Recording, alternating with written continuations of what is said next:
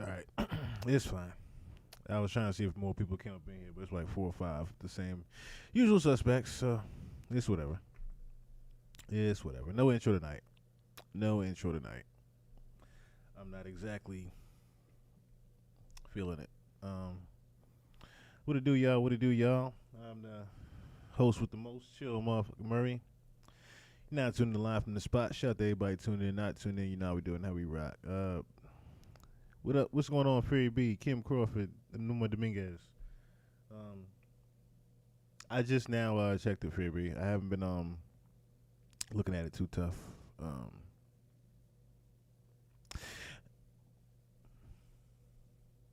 Honestly, just looking at the comments right now is kind of giving me remorse for what I have to do tonight, but it's okay.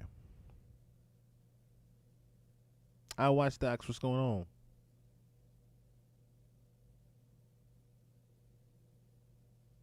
So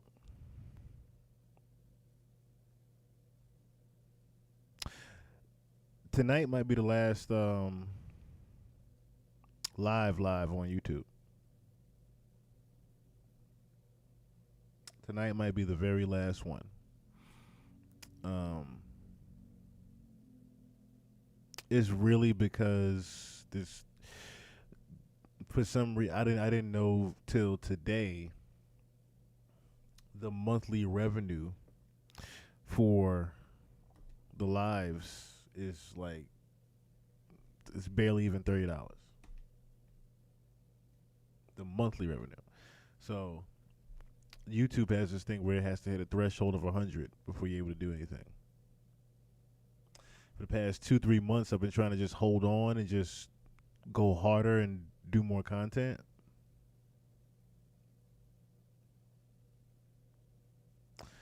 And it's only backfired, and for some reason, I've gotten even less views.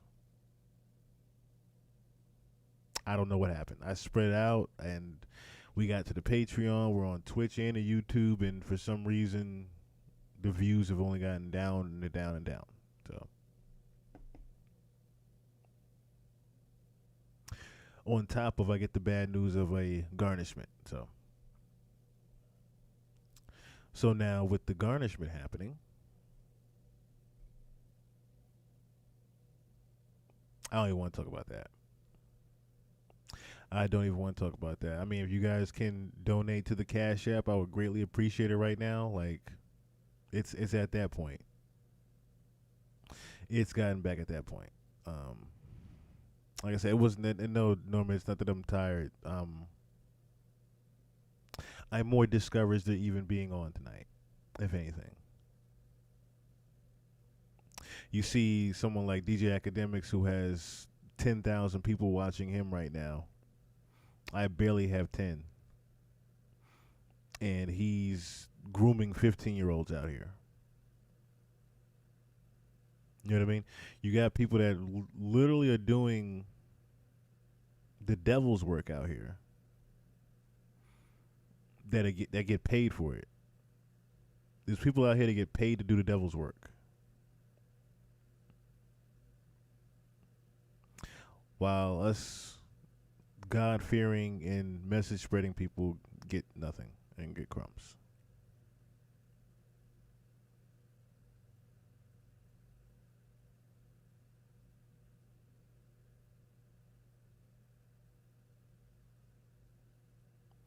Like right now, if the 10 people that's in here could cash app $10 right now, I would greatly appreciate it.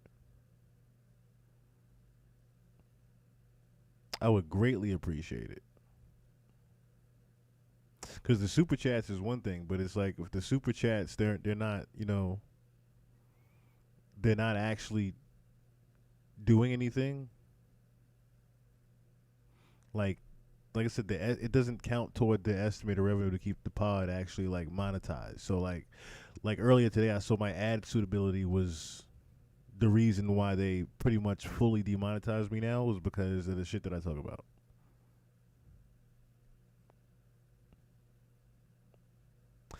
You know, allegedly isn't enough, as well as disclaimers aren't enough.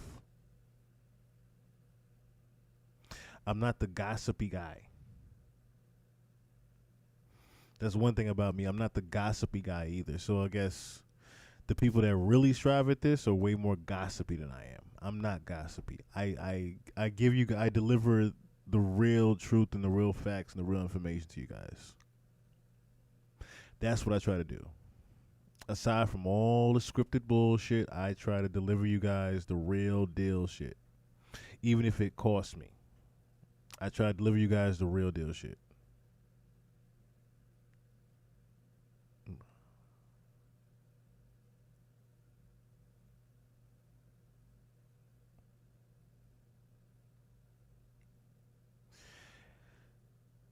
So, if tonight is, like I said, the last one, I do love you guys, and I'm gonna miss you guys. But if anything, like I said, that if I do stream,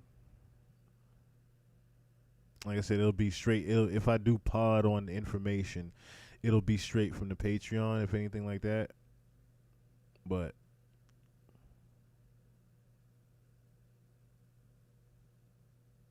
John Tassi, what's going on? Yeah, I know. Like I said, it's hard not to lose hope. I'll put it like that. It's hard not to lose it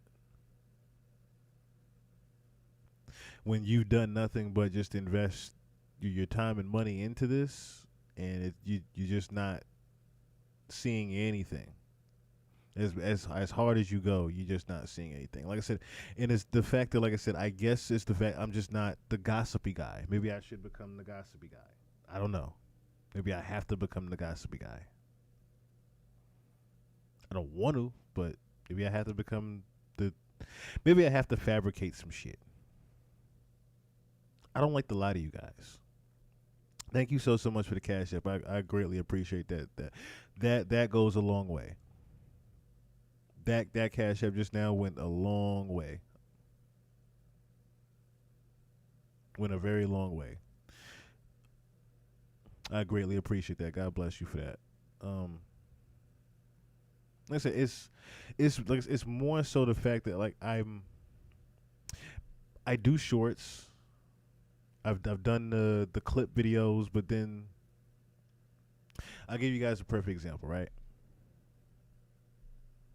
I want to show you guys something. I don't usually share this particular part of the pod, but I gotta share this to you guys. Hopefully my mic doesn't go out, because literally this browser has been acting up on me. I don't know why, but it just has.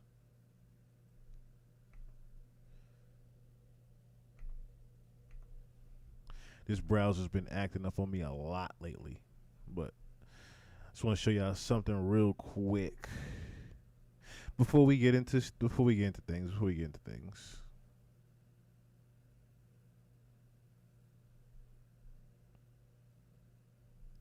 So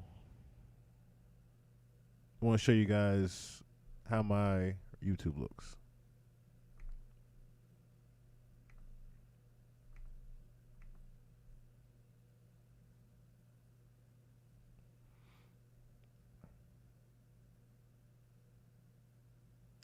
So, just to show you guys, this is one of the reasons why, like I said, things get discouraging when you see the estimated revenue just going down and down and down. The watch hours go down and down and down. The views are okay. The views are somewhat okay on some of the things. But here's the problem with that, all right? Here's the real problem. You see the live? I'm going to show you the lives. You see the lives? See that? See this part right here?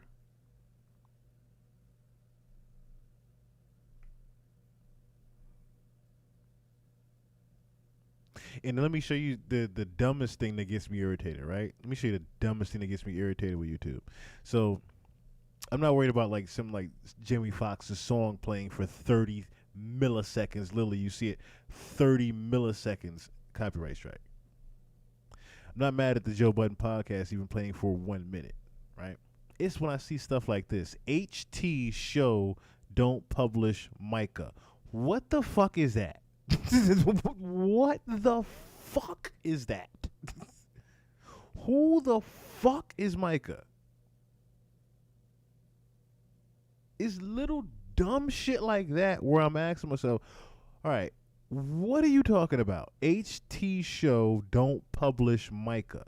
What the fuck is a Micah?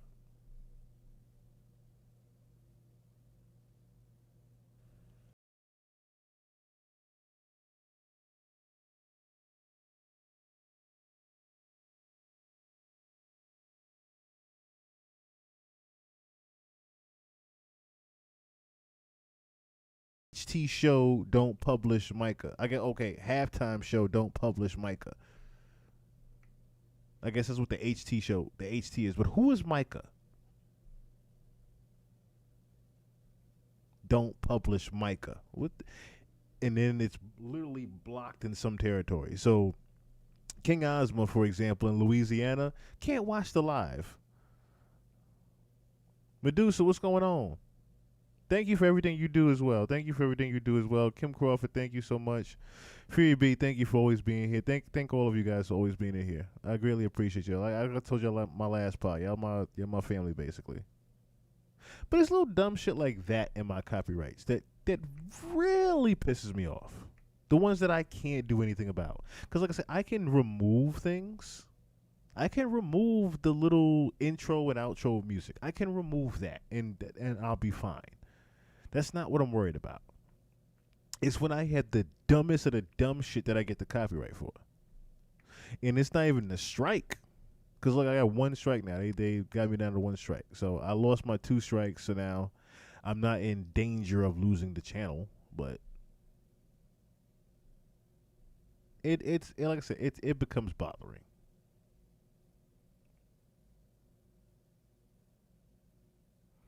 To have this many subscribers and there's 12 of you in here right now. It's little things like that is bothering. Is what I'm saying. All right, so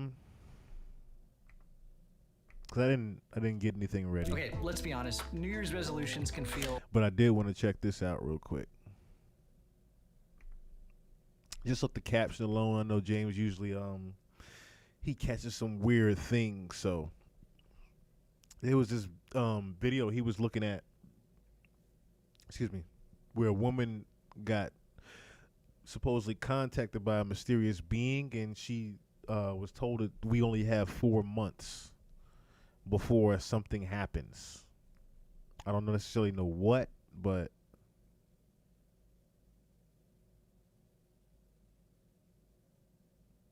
straight from DC, what's going on? What's going on?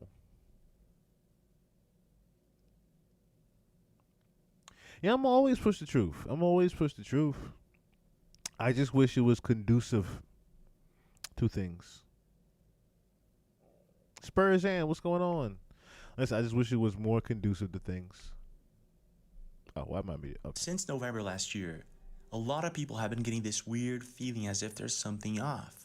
I don't know what it is. You don't know what it is. Your mom doesn't know what it is. No one knows what it is, but it's as if there's something off. And 2025 literally feels as if we're living in a different dimension or a parallel universe.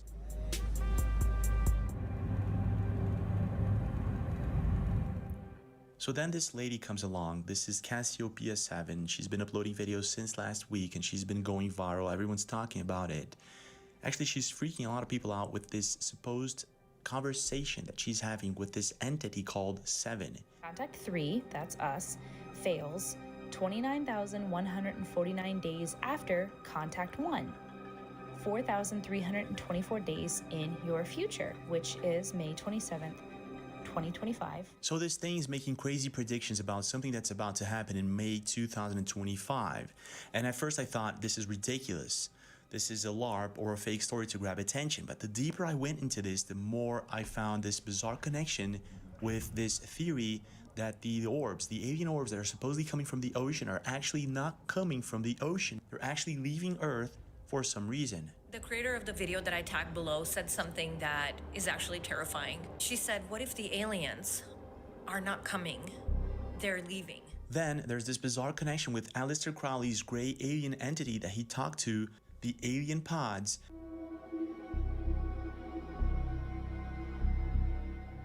and this magnetic pole shift that's already happening. So we live in Florida on the Panhandle, and this is what we're dealing with right now. It has been snowing for 5 hours straight. So is anybody even really like weirded out by that? Like if you are living in Florida or Mississippi or one of those hot states, Mean Gene, what's going on? Like has anybody has anybody been weirded out about that? Like Florida all of a sudden catches. Did anybody even realize how weird that was that Florida got hit with snow? Like I'm still waiting for LA to get hit with snow. Of course they had the fires, but I'm still waiting for that. But snow days in Florida, and there's people that literally left New York and left to go to Florida and get away from the cold and get away from snow. And then they get ice cold snow days. Like, what in the hell is going on? I too have been very, confused at what's been going on with 2025 because it feels like we have entered into some type of wormhole with all the weird shit that is going on. Like, AI is scary. AI is very scary right now. To me, I don't know about anybody else, but AI is very scary right now with the whole what do you call it? Mandela effects. I think it's Mandela effect that they call it, or butterfly effect. Like how the Shazam movie didn't exist anymore all of a sudden a couple months ago. Like how does the movie just not exist anymore and never happened? It's little shit that's going on. Things that were there that just don't, all of a sudden they didn't exist anymore. Like little shit is just going on that's just weird as fuck. It's the wildest thing I think I've ever experienced. Oh my God, so wild. So this is really wild because it connects a bunch of things that people have never connected before. So let's start with the basic, and let's start with her first video where she explains how this all started. It was uploaded 2 days ago. Fingers crossed it's just a ghost trolling me. So given the state of the world right now, I feel compelled to share with TikTok something I don't talk about very often because it makes me sound insane. I understand.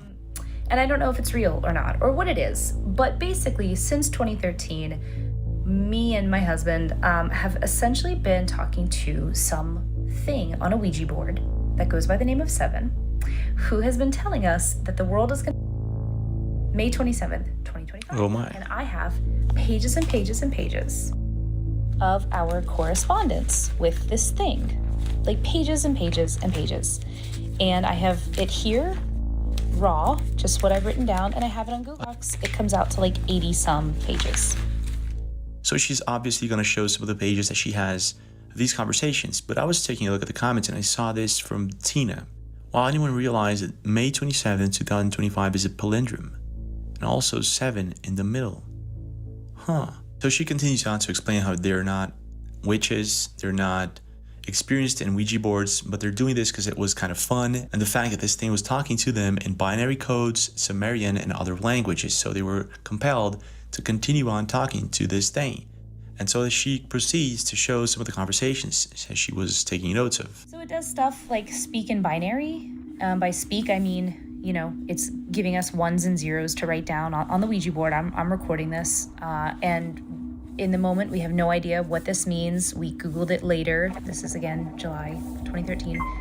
And it turns out it's binary, but it's backwards binary. So in this way, it meant nothing. But when we reversed the numbers, it meant hello, because it does that a lot. It speaks backwards. That's not good. This is where it gets really crazy. So this was, I guess, the day before, because we got kind of addicted.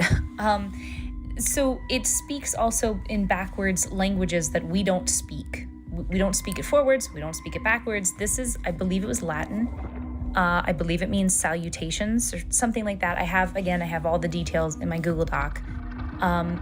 But this is kind of the way it speaks. It is coming, fire, yes. Stop. What? Wait, let me check this out. So I'm not sure if any of these, the message is related to any of these, but that's a bunch of events in 2013. A lot of spooky, weird stuff. This is where it gets really weird. we've learned through all this communication that according to Seven, there are 5 groups. We are the third contact. Contact 1 failed 24,825 days ago. So from this date, we did the math, that comes out to August 6th, 1945. That is the date that the first atomic was dropped. Oh my gosh. So once again, we have this situation where entities or aliens are telling us humans not to use nuclear stuff. And historically, it has been known that certain sites and experiments and tests have been actually sabotaged by aliens or UFOs. This is not the first time something like this happens. It's as if they're always giving out warnings not to use this kind of stuff. So searching for this topic over here, I found a bunch of videos that may actually suggest that there's something up with this. It's coming from 5285 Vibes. Take a look at this. Don't you love the ads? Embrace the journey, Don't you where love each moment turns into a cherished.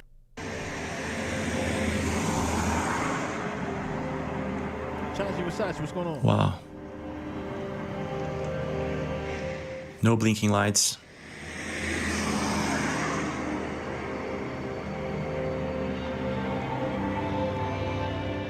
November 2024, it's not a coincidence that they're seen over US, UK, and Russia. It's probably related to nuclear phenomena, yeah. This one's from 2009, West Virginia.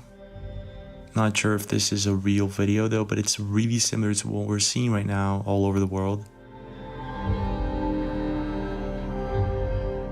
Very similar, very similar. There's also this article over here, and I guess this happened a lot in November and December. And there's also this very interesting that happened back in November. So as you can see in this video, the fighter jet is the white blinking light, and the red one is a drone or an orb. Oh. Look at that. That is no airplane, not a drone. Moving too fast to be an airplane. That is real quick. We got this guy over here talking about a very interesting story. In 1967, I was a first lieutenant stationed at Malmstrom Air Force Base, Montana. Sometime in the evening hours on March 24th, I received a call from one of my topside guards, the flight security controller, stating that they had been observing an object, a red glowing object hovering just above our front gate. I went to wake my commander, Fred Mywald, who was taking a rest break. Started to tell him about the phone call, and just as I told him, our missile began going into what's called a no-go condition or unlaunchable. Essentially, they were disabled. So whatever these things are, if they're humans from the future, if they're aliens from another planet, they do not seem to like certain technology and it being used for nefarious reasons. And as I continue watching this woman's video, I found out that something is going to happen in May 2025 in relation to nuclear technology. But before I show you guys, let's watch the rest of her video. It goes on to say Contact 2 succeeded 18,534 days ago, which was August, I think that's 17th, 1962. I think that had something to do with JFK and the Bay of Pigs. I'd have to look at my doc, but historically, Contact 3, that's us, fails 29,149 days after Contact 1. 4,324 days in your future, which is May 27th, 25, which it later says. Wait, just a second here. Let's take a look at these dates. So October 24th, 1962. Okay, I don't think this has anything to do with JFK, possibly. This is, again, something to do with nuclear. Huh. Interesting. So there's a 7 entity. It could just be that it's giving out these warnings. Now let's take a look at May 27th.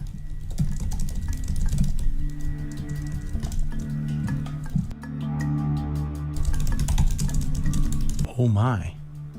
International Conference on Stakeholder Engagement for Nuclear Power Programs. So there's also this one in Abu Dhabi, where it's not exclusively focused on nuclear power, but it's a congress that brings together global leaders to discuss nuclear energy and the developments, challenges, and future strategies in the industry. Okay, so this is really interesting. Let's take a look at what happens next.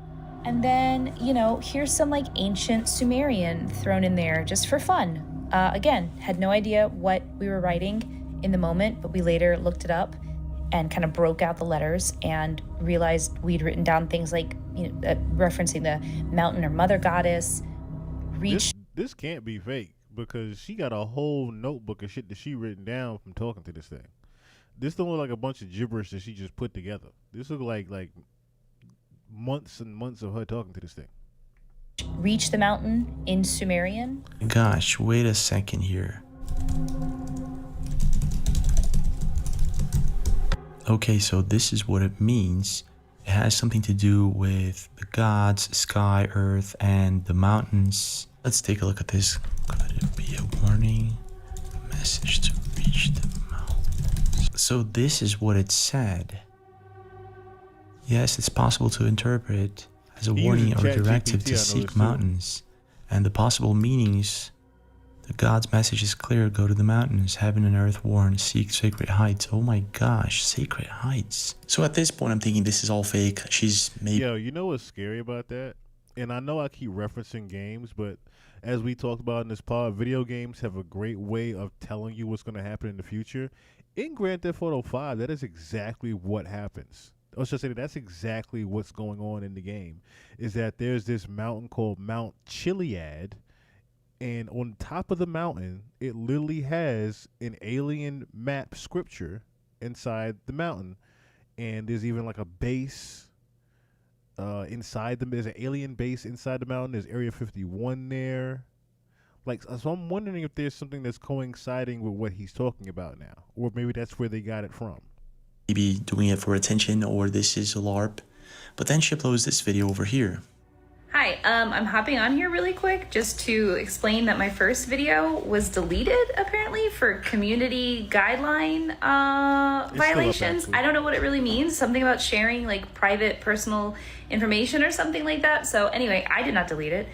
TikTok deleted it. So that's all for now. Yeah, that's really weird. Why would TikTok delete her video? This is a conversation she's supposedly having with a ghost. What is it that's in that video that can't be uploaded to the internet? It could just be a coincidence, but it's weird, isn't it? So this is her second video that she uploads where this conversation gets really interesting. So this is one of our earliest conversations with Seven, and pretty much from the beginning it referred to the planets, and it told us the Earths are alive. And that there is a power more than God, but God is good. It also has referred to an experiment of some kind. The experiment must not fail.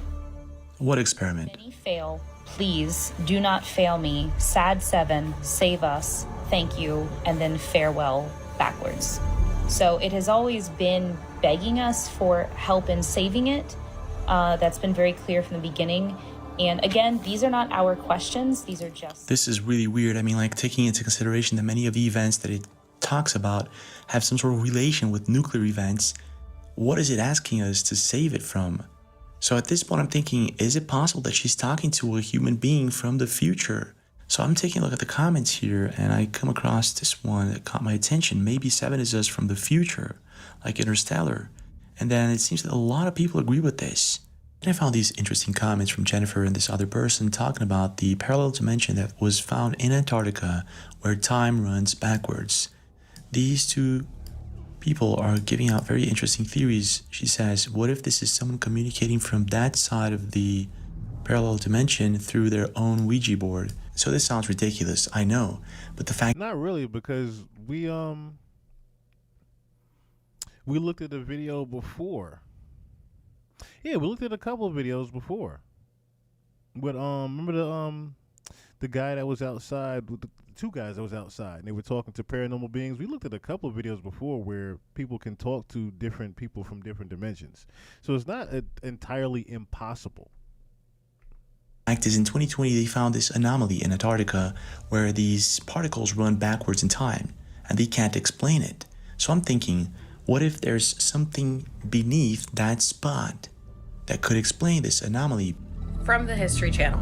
In October of 2020, a sharp-eyed investigator scans satellite images of Antarctica and comes across a site that stops author Brad Olson in his digital tracks. Really looks like there's something down there. Let's take a look at this other one. Okay, so this is going into where we were looking at before on Google Maps, where they found the different ships. If you're thinking of going We had found the different ships that were pretty much back buried to in like school to Antarctica get a and new whatnot. job so you I can remember earn that. more, don't do it.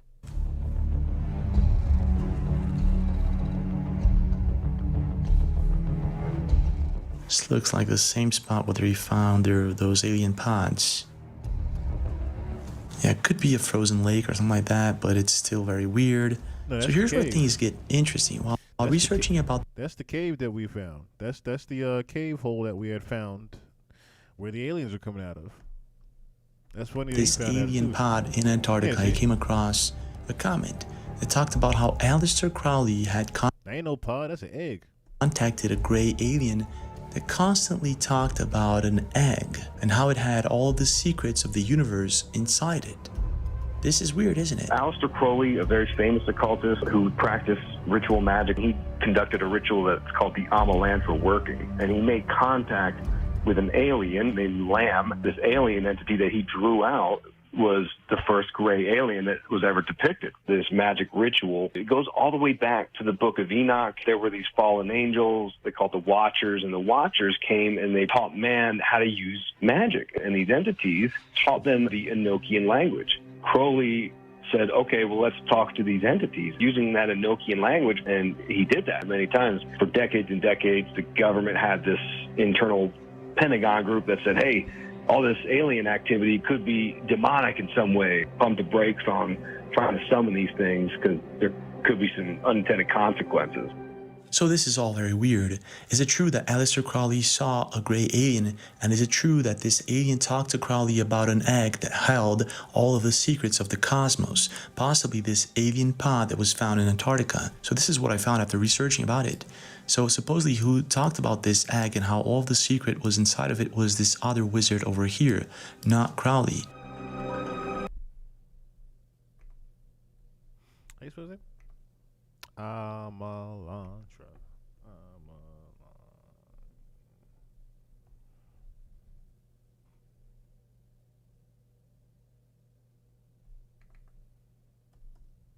Into no damn workings.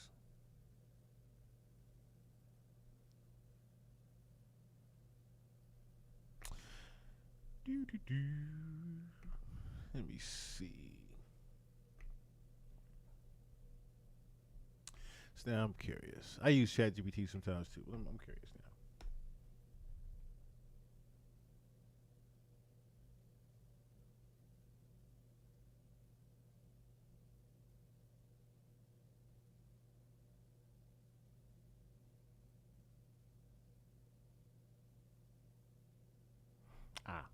Okay.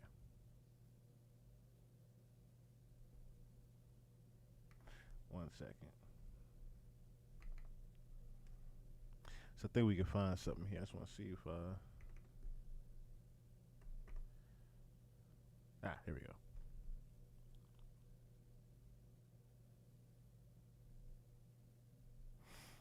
Okay.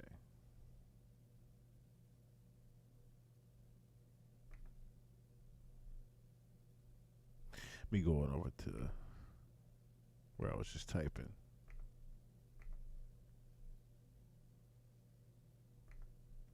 So, what's it? How you? I guess Amalantra. Amalantra likely refers to Amalantra working, an occult ritual conducted by Aleister Crowley in 1918. Crowley, a prominent figure in the world of Western esotericism, performed this ritual with his associate Roddy Minor as part of his practices within the Ordo Templi Orientis, OTO, and his religious philosophy known as Thelema. The Amalantra working was intended to open a portal to other dimensions, allowing communication with non-human entities. During this ritual, Crowley claimed to have made contact with an entity called Lam. which he famously sketched, the image of Lam is often noted for its resemblance to modern depictions of gray aliens, with a large head and small spiny body, fueling conspiracy theories about possible connections between. You know what's funny about this whole Lam thing? It's crazy because is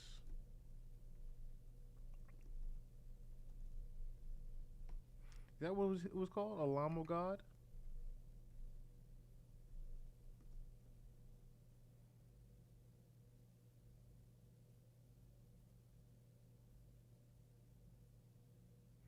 Someone was trying to speak back to the higher ups using the old Aleister Crowley Amalantra.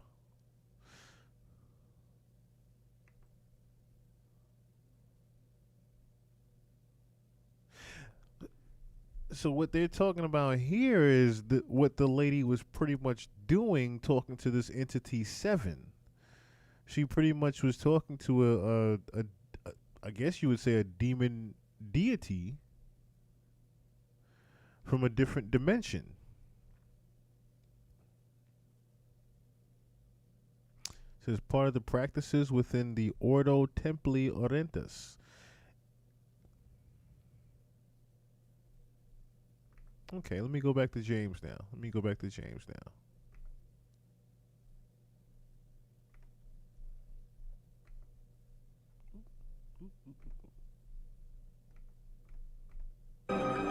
Also, in this other post, I found out that Crowley never physically saw the alien. He depicted it, which for me is enough to prove that he saw something that no one had ever seen before. He's probably the first person to depict such a thing. So there's that about this Aleister Crowley mystery and the alien pods in Antarctica. It could just be that this is some sort of narrative that was spread throughout the internet with the intention of discrediting some of it or just deviating the topic to somewhere else. So I was looking for something that could maybe explain all of these anomalies, such as the Antarctica anomaly, the orbs that we're seeing all over the world, this conversation, this strange conversation that she's having with this entity, and why would we have to go to run to the mountains? So I found this over here. Earth's magnetic poles flip about every 300,000 years, but it's been about 780,000 years since the last time it happened. And it's possible that Earth's magnetic poles will flip again soon, especially because over the last 200 years, Earth's magnetic field has weakened by about 9%. So she goes on to explain how this magnetic pole shift will not cause a cataclysm and will take a long time to actually happen. But then there's this other view that some people believe it actually will cause something.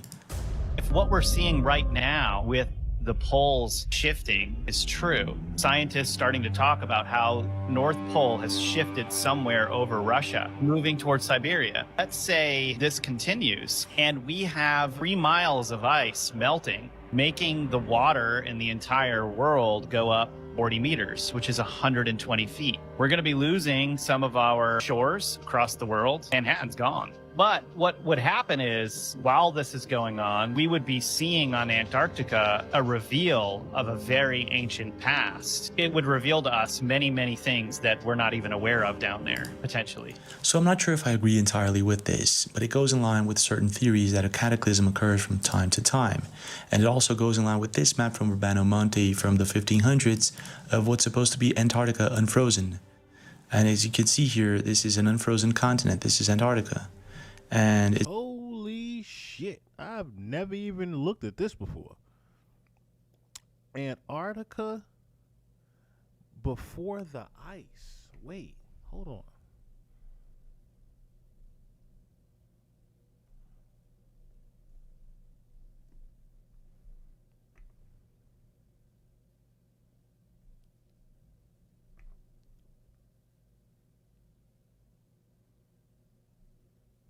Antarctica used to be a tropical paradise, y'all.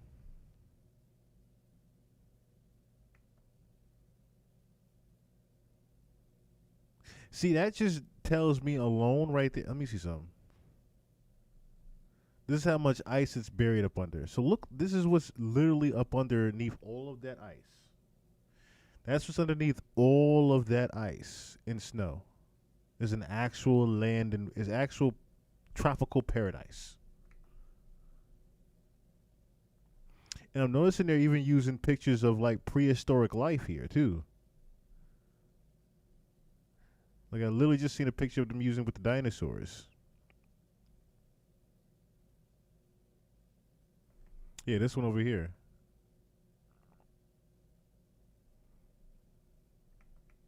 That just tells me that there is way more buried up underneath that ice and snow than we may know.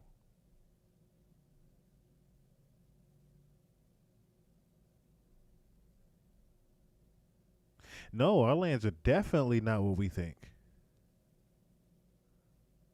But this just tells me that this is possibly where, not even possibly, I'm willing to believe that this is where the dinosaurs actually got buried. Or should I say died off at, where they actually went to when whatever Big Bang was happening, this is where all of them died at.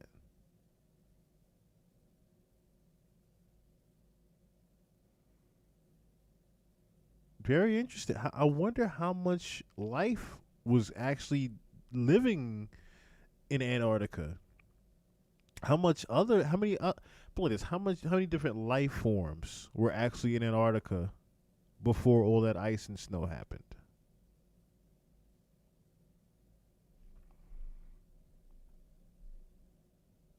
If he doesn't get into it, I want to look up how the actual ice. I never actually looked this up. I always wanted to know how Antarctica got buried in so much ice and snow. I've always wanted to know that particular part too. How the fuck did they get buried in so much snow and ice, and was it on purpose? It's really weird because if you zoom in, you'll see a bunch of creatures, huge, gigantic creatures in Antarctica. And as you can see, it's an unfrozen continent. It's really weird. Why would a map depict Antarctica like this 500 years ago? So either this is just a big mistake and people interpreted the map wrong. And it's just 500 years ago. That's crazy. Or there's something about our history that we don't know. And then we got videos like this one from Scarface the Indian 7 that was posted 5 days ago that shows this massive pyramid that was found in Logan County, West Virginia. Check this out. Working on pyramids and living in my convo. A pyramid in Virginia? And it's real cloaked into the actual mountain too.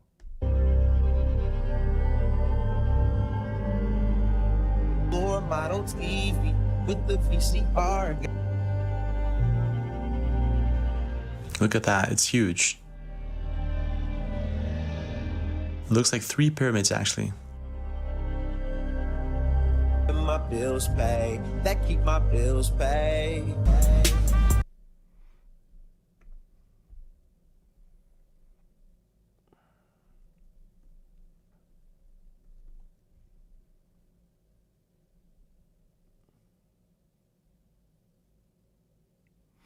Apparently there's multiple pyramids here. So there's one in Fredericksburg, a stone pyramid that marks the point where Union troops broke through Confederate lines in 1862.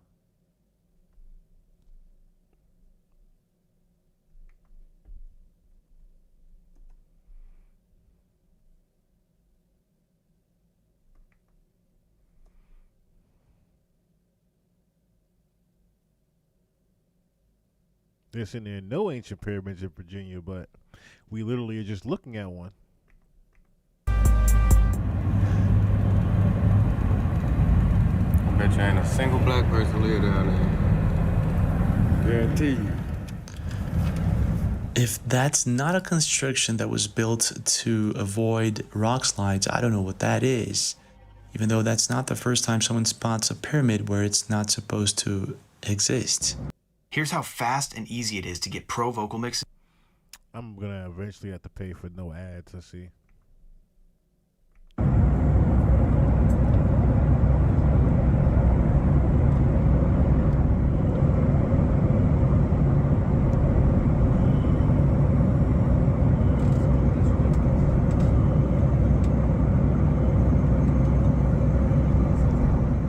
And this pole shift, this magnetic pole shift, could also help explain the snow that we had in Florida just a couple of weeks ago. I guess this is something that It's never happened before, not like this. So we live in Florida on the Panhandle, and this is what we're dealing with right now. Almost like the world got flipped upside down with Florida getting the snow like this. It has been snowing for 5 hours straight.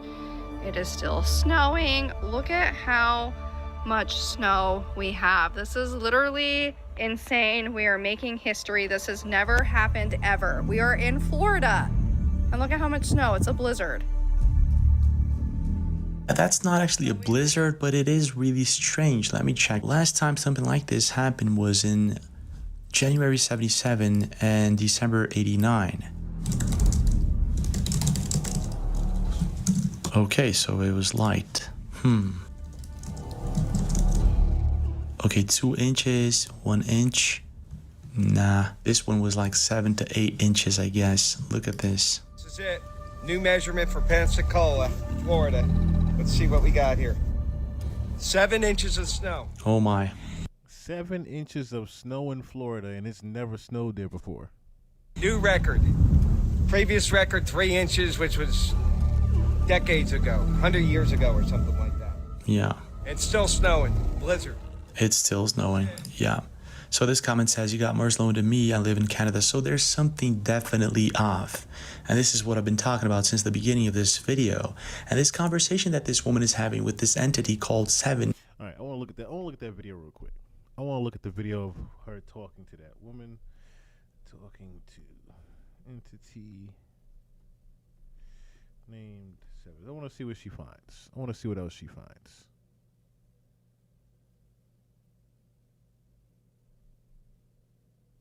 Is this it? There's a couple of them. Let's see. We need to talk about Seven. There's a newer creator on here who came forward with her experiences that she's been having with her boyfriend in a Ouija board since 2013. Okay, so that's someone talking about. I want to see if I can find an actual video of her. Is this you? I think Been this is talking to something on a Ouija board that goes by the name of Seven. Seven, as in the 7 sages, as in Apkalu, or... Okay, not her. So given the state of the world right now, I feel compelled to share with TikTok something I don't talk about very often, that because it makes me sound insane. And I don't know if it's real or not, or what it is. But basically, since 2013, me and my husband have essentially been talking to some thing on a Ouija. Okay, so her video really is taken down. Like, I'm trying to find it, and if anything, I'm seeing people comment on the wrong thing. Like this one lady was noticing the absolute wrong thing on there, like the sevens in the comments, and then the like. Instead of listening to her, you literally just. Okay, so that's weird. That video is taken down. Okay. All right. Interesting. Very interesting. That video was, in fact, taken down.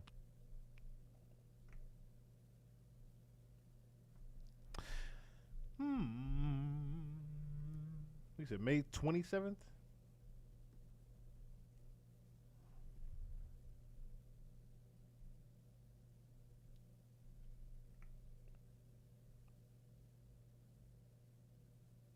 This is like I said, National Day. A World Marketing Day.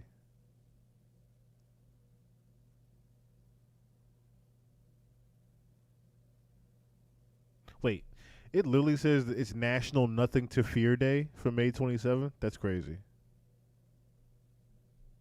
National Nothing to Fear, and it's probably a shit ton we have to fear. Let me see.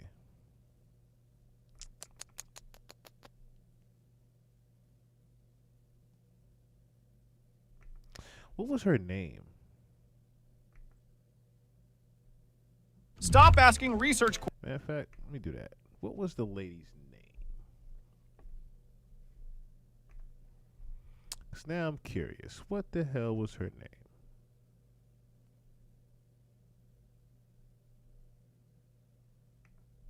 So given the state of the world right now. Save 7.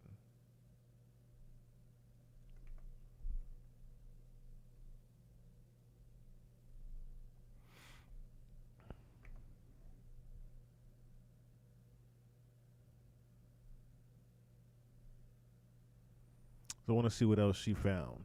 Oh, here's an update. So a lot of people have asked me what board we've used, and it's just this old Parker Brothers board from the 60s or 70s. There's really nothing fancy about it except... No, that's the fanciest thing you could have said, is that it's from the 60s, 70s. It's one of the originals, not the bullshit one. We did eventually add some punctuation here with a Sharpie. And this is the planchette, I don't know, that came with it. The nail fell out, and one of the little feet has fallen out, but I guess it still works.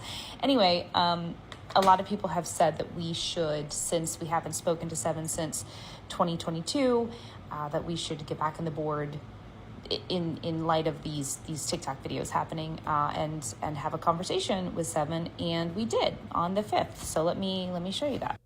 So right away, the planchette went to the numbers 110. I wish you would have showed her actually doing it, but anyway. And then to the exclamation. And at first we didn't understand what that meant, but then, did some thinking and went to, I think we asked ChatGPT, what is 110 days in the future? And it said May 27th, 2025. And after writing this out, the planchette rolled over goodbye. But we got back on, and... Find your glory so often we find it here in the country daily, the clock.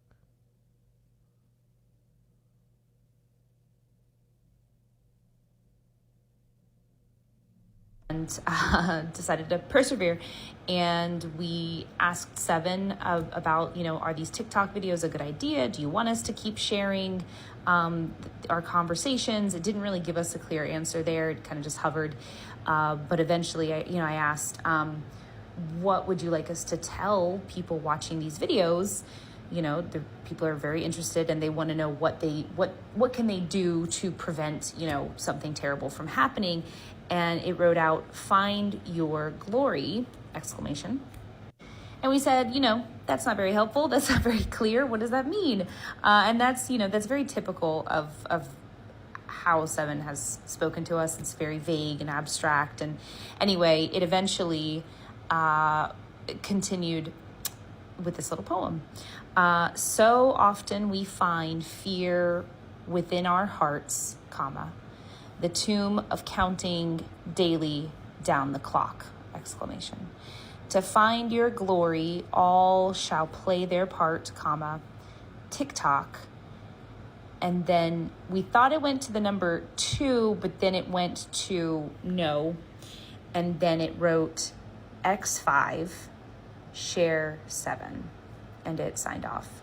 And what's interesting about the X5 is I think it means times 5 in regard to the word TikTok, which you'll see eventually in our conversations. One of our conversations, it had written a poem, and then at one point it wrote, I think it was like times X10, and we asked what that meant, and it made it clear that it meant, repeat that last word. So I guess if you read it like a poem, so often we find fear within our hearts, the tomb of counting daily down the clock. To find your glory, all shall play their part. Tick-tock, tick-tock, tick-tock, tick-tock, tick-tock. Oh, okay, so TikTok like a clock, not shared on TikTok. It's TikTok like a clock. I think that was 5. Was that 5 or was that 6? I don't know. So, with all of and considering 5 May. That being said, I have no idea what it means, but there you go. Kind of seems like perhaps a green light. At least it didn't. And yeah, like the comment says over here, it's crazy that it's even talking about May 27th again.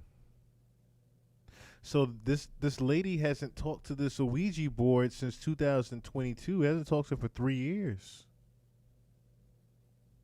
King Osmond, what's going on? She hasn't talked to this thing for 3 years now.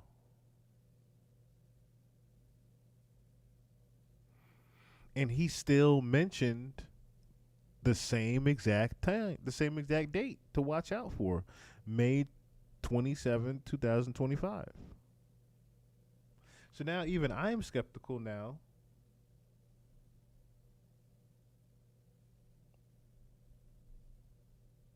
Now, I'm a little skeptical as to what exactly is going to be that date.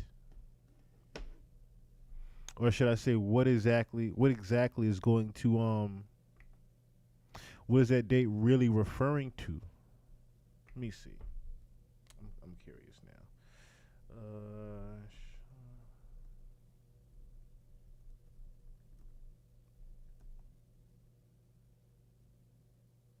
So they have Diddy set for May 5th. It's something else I need to look up this.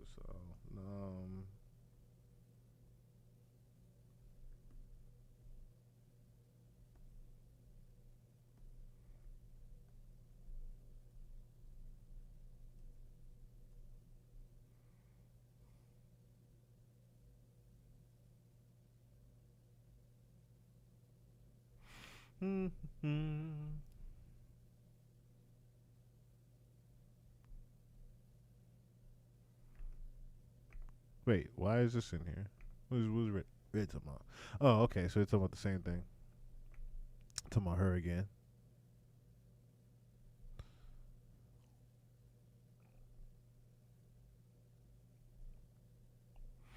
I just want to see if there's anything weird I would find about that date.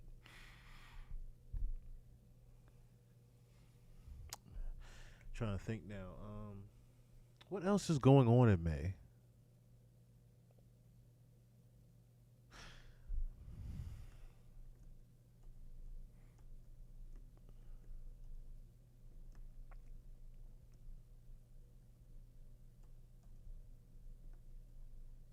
Before the next meteor hits Earth.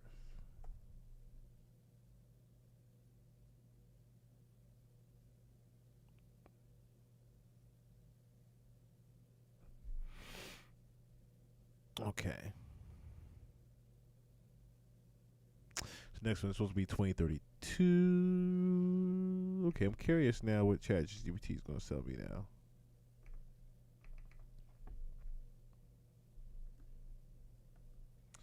I just want to see if I put the date in, what it'll do.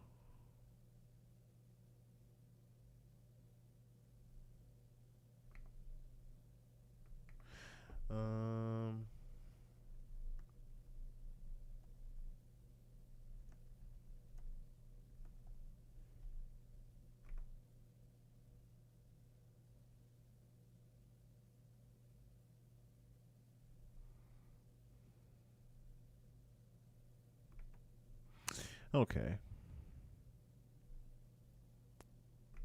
I want to kind of refer back to the Santa Baby video to see if I catch something. But I don't know if I would. So, Ballin, what's going on? There's tons of pyramids in the eastern side of the Americas. There are theories of the Mississippi being the Nile very compelling. Funny how they just showed Mississippi having the snow as well. So that's interesting.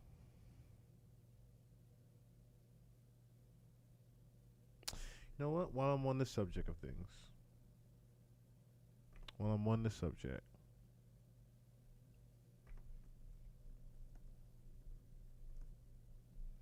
Matter of fact, before I open up too many of these.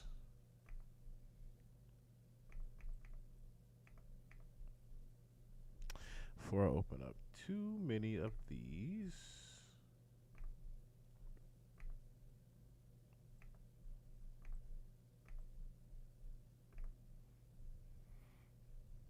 That's exactly why I did that.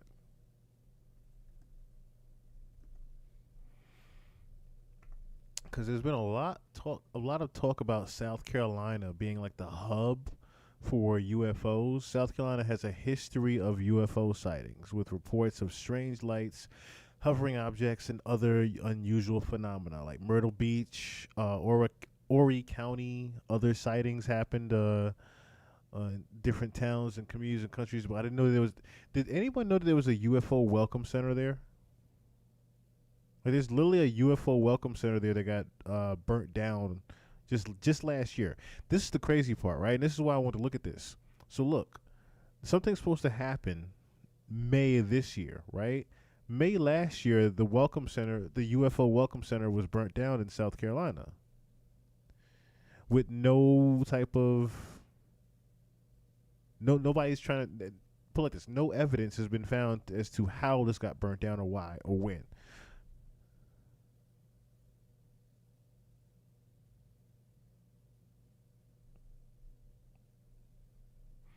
Let's see if I can play this here.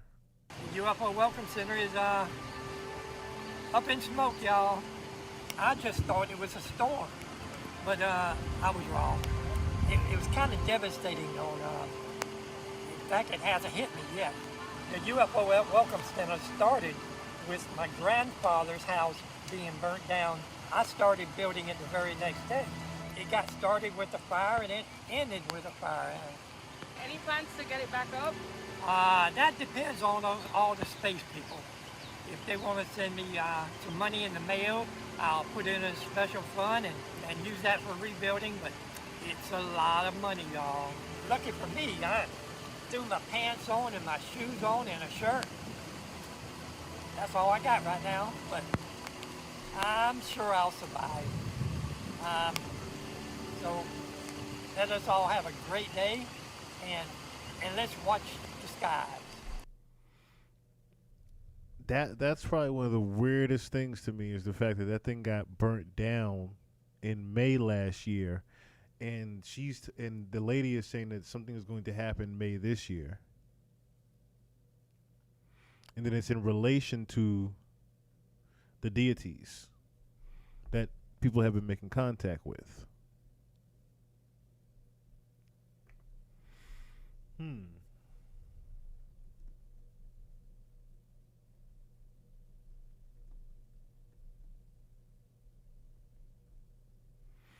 I just want to see real quick. Yeah, see?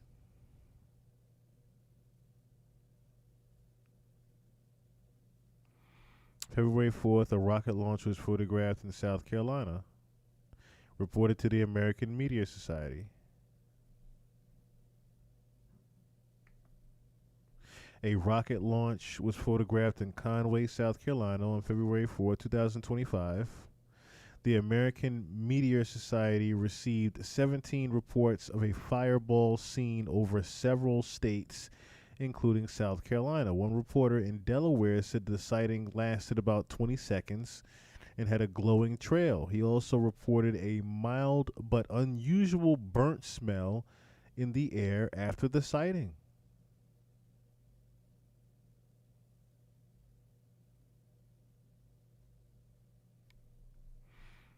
What's intriguing about that is that a fire is how he lost the UFO Center.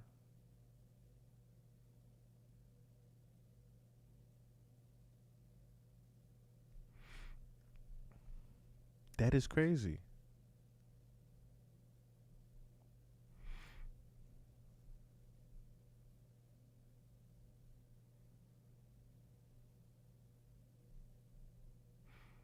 Trying to see if I can find something else here.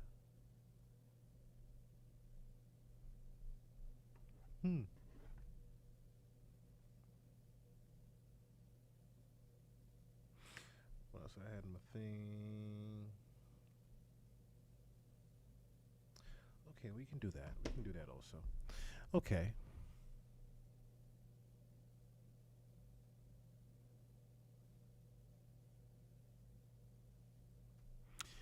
All right. For now, we will leave UFO land. For now, we'll leave UFO land. Because I want to do some other digging into that. For now, we will leave UFO land.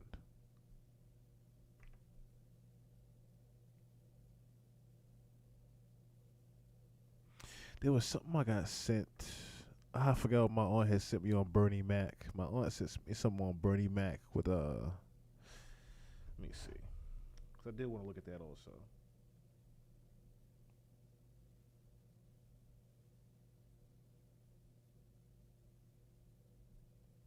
I forgot the gentleman's name now. Was it Donald Marshall? I think it's Donald Marshall. Hold on.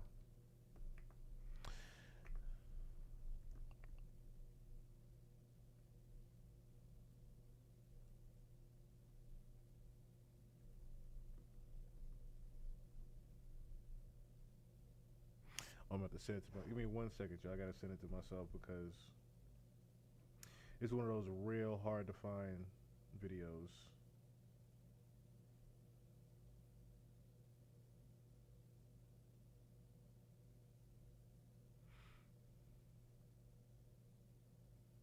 Yeah, pretty much my aunt sent me this video about this actor Donald Marshall, if you guys remember, but he talked about Bernie Mac being cloned before he passed, and a couple other celebrities that also were.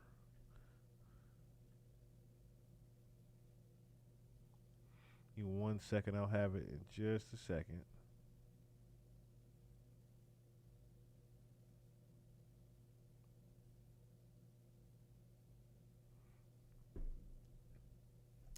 This one was pretty cool, I must say. Let's make sure it's the full one too.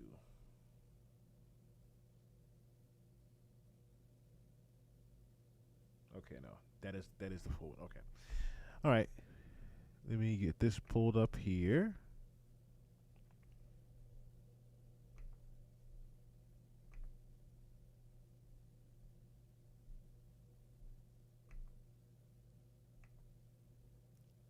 Shout out to everybody once again tuning into the chat.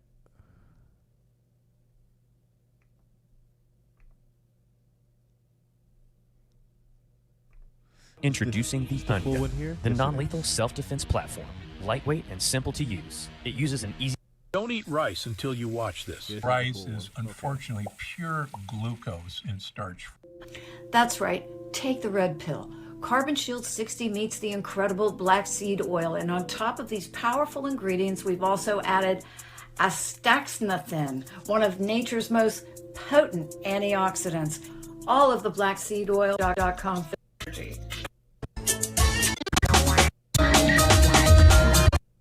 Every tag, stop human cloning.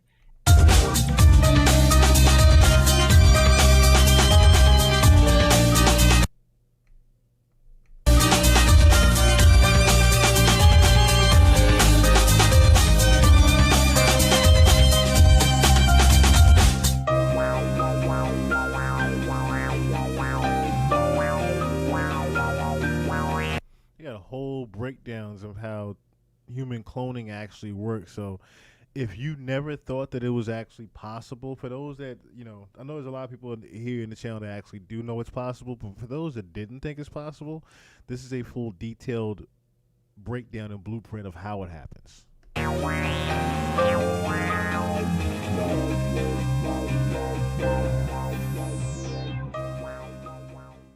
Now, one of these whistleblowers who made a huge splash in the deep end of the conspiracy pool was Donald Marshall. On December 2nd, 2011, Donald made his initial disclosure in a lengthy Facebook post that went ridiculously viral. For the uninitiated, I want to read some of the highlights to you.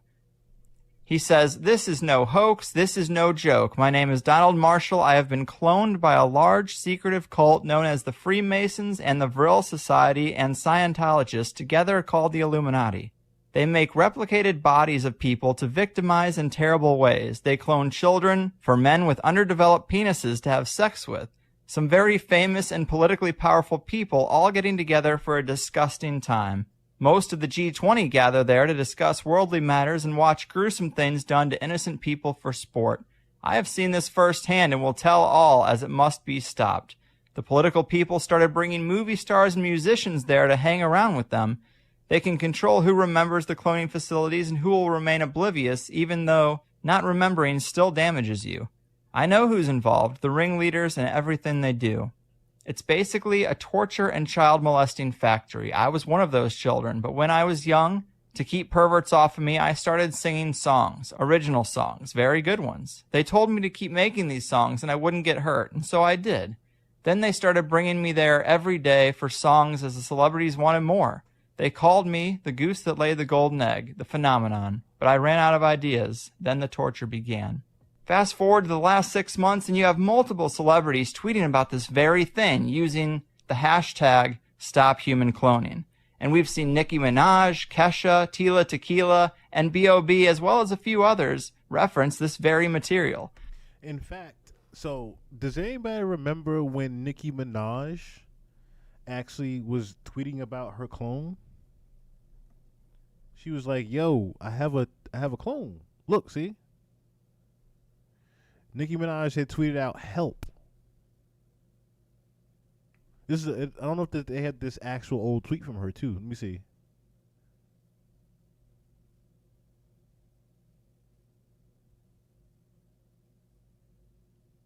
Okay, so this is the old one. This is not not the old one. This is a new one. I wonder if they have her old tweet. So they had the B.O.B. one when B.O.B. was tweeting about it.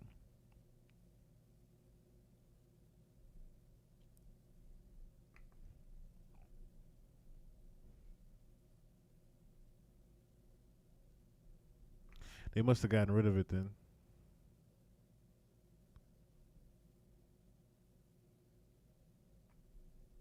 Yeah, this is about her pretending to be a clone on IG Live. Help, was it the help tweet? Here we go. So, okay, no, that's 2017. All right, it's a little bit hard to find that one then, but I'll let him continue. REM cloning. When you go to sleep, you get zapped. When you enter REM sleep, you get transferred your consciousness into a clone. You don't have dreams anymore. Britney Spears, none of them have dreams anymore. They just have clone time where they walk around and talk a little bit dumber than they normally would be. It's all very clear. It's not like a dream. It's very clear. You slap yourself in the face, you won't wake up though.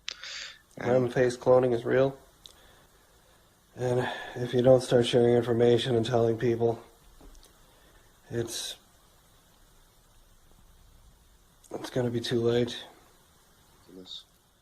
They can make normal sized clones of you that look almost exactly like you. You'll have different facial wrinkles and stuff around your eyes and stuff. It doesn't look exactly like you. Each one comes out looking slightly different. And this is where, when I heard this part, this is where I shit you not. I shit you not. Remember when I kept saying that this Kendrick Lamar looks different than the other one? So if you look at K-Dot, if you look at him now, this guy ain't the same as this guy. I keep saying this. This guy is nowhere near the same as this one. Nowhere fucking near.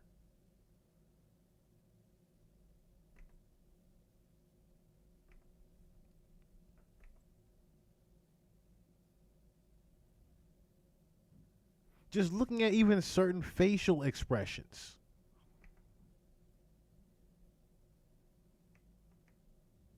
That guy and this guy is not the same. Looking at this picture here, so another one. Another updated picture of him.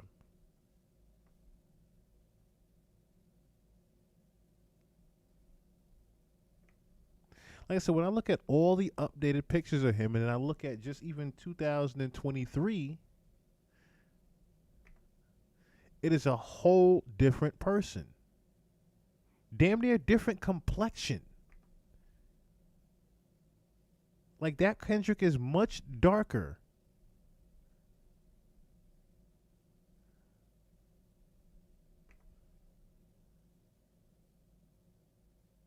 You cannot tell me this is the same person.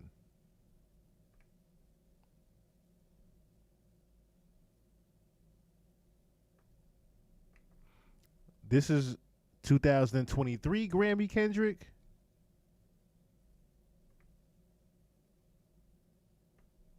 Look at this. The scruff. The scruff is one of the main ways you can tell what the real Kendrick from the fake one.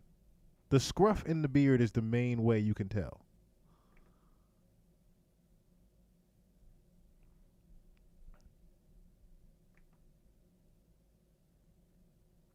Because then, like I said, when I go back to 5,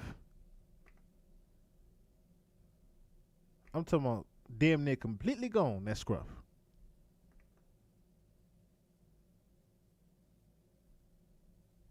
It's a whole different person, bruh. Even down to the Down syndrome in the look. Kendrick has actual Down syndrome. I rest my case. Duplication clones. It's not like the ones that are grown from babies. You grow full-sized. You're trying to tell people this, they think you're crazy. But you gotta do it. Illuminati, NWO, Cabal, whatever you want to call them. Microchipping people. Taking their bodies. It's real. No one else is going to tell you this stuff. They're too scared. Politicians, celebrities, musicians, they're not going to say anything. It's going to have to be the regular people, just normal people, sharing information. They're all incredibly disgusting there. And they got really confident with how they can do whatever they want to anyone there. And when they victimize or kill someone in real life, it deters anyone from speaking, right? It's global. This is just so horrible, but it's real. I know it's hard to think about it and accept it, but you have to. Well, they're not shape-shifting. The thing is, I'm going to tell you what the shape-shift is, and it's really creepy. And this is the thing that they said that could wipe the world. People panicking with the riots and stuff. Because the cloning thing, people cloning people's kids, messing them up in the brain is bad enough. Remotely killing people who they don't like, which might happen to me, you never know. Thing is, the lizards. Okay, lizards been around a long time, like since before ancient Egypt and everything. And the symbol, you know, that eye, the eye of Horus with the squiggly hanging out of it, that has to do with lizards. It's a lizard symbol. It means two things. It's a pro-lizard symbol, and it also means beware, there's lizards here. Okay? They will be killed, or they will be tortured over and over, put in a clone, tortured to death, put in the next clone, tortured to death, and continue. Lizards here. Okay, there's 3 different kinds of lizards. I'll tell you all about them. They're called vril. The thing is, I'm not sure if it's 1 L or 2 at the end. It's vril, V-R-I-L-L or V-R-I-L. Germans were into them. They had a club with vril things. Anyway, there's like a 1 to 1.5 foot tall one. That's the vril type 1. World leaders of the past still live as undead chip heads, whatever you call it, on the soul stone. Their consciousness, it's flawed. The tech is flawed. They can't fix it. Makes you just a perverted. It's crazy, guys. I can't remember what movie I've seen him and Don Marshall in. I cannot remember what movie. Like this guy right here, I know I've seen him in a couple of movies, but I can't remember what movie I've seen him and Don. I know I've seen Don Marshall in a few movies. Let me see something real quick.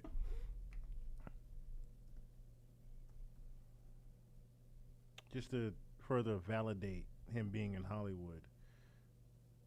Is it Marshall Jr.?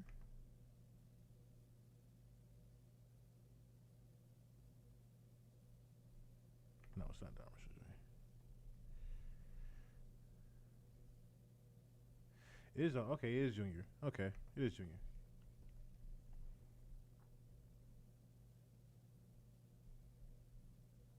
What's the other guy's name? Phil Chupa?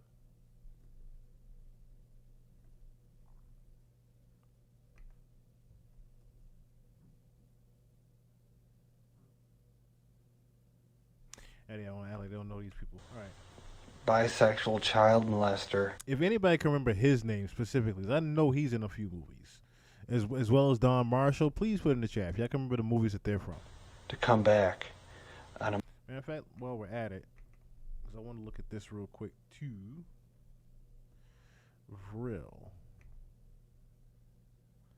Vril is a word that refers to a life force or a psychic energy in 1871 novel, The Coming Race. Okay, so there goes that coming race. We looked up The Coming Race before. The Coming Race comes back. So the Vril, I knew I recognized that name when I heard it.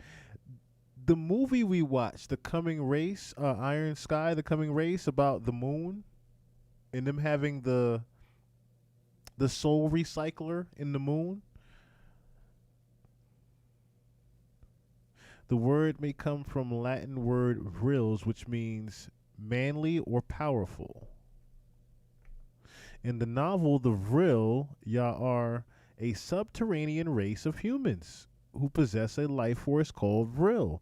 The vril use their vril powers to heal, raise the dead, and destroy. The word vril became associated with life-giving, exhilarous. After the novel's publication, for example, the name of Bovril is a blend of the words bovin and vril. The vril has been used in conspiracy theories about the Nazis and UFOs.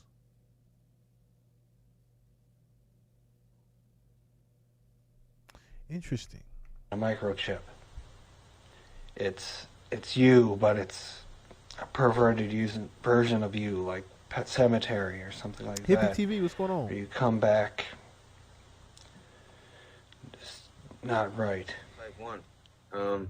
It's got scales, red scales. There's a type 2 that is not parasitic, but it's still vicious, nasty, carnivorous. They're all carnivorous.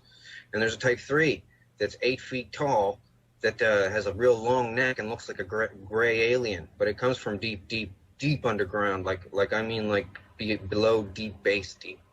Like they need a methane oxygen mix to breathe, and deep underground they got sulfur pools, I guess, that make this stuff. Anyway, they come up underneath the dome's bases. The government is complicit with them, basically. Now I have to tell you about the parasitic aspect of the lizards and why. Which makes plenty sense, because remember in the Congress interview, remember when they discussed aliens with Congress, and they specifically said how they had, the bases where they kept contact with them, and they had been holding the information for decades about how they actually interact with them. So this is 2013 when this guy was talking about this. The Illuminati and the governments use them, okay? I'm saying this in a nutshell because it's very important. I want to get it all out on your show. And it needs to be known. At this point, it's pretty much decided between the world leaders of what they're going to do. But I am just trying to prevent heart attacks by people who have no concept of this when they see it on TV. You need to show people this. You need to show people about REM cloning and the body snatching. Because if people have no concept of this when it comes on TV, they're just going to have mental breakdowns and have heart attacks, and I'm trying to prevent that.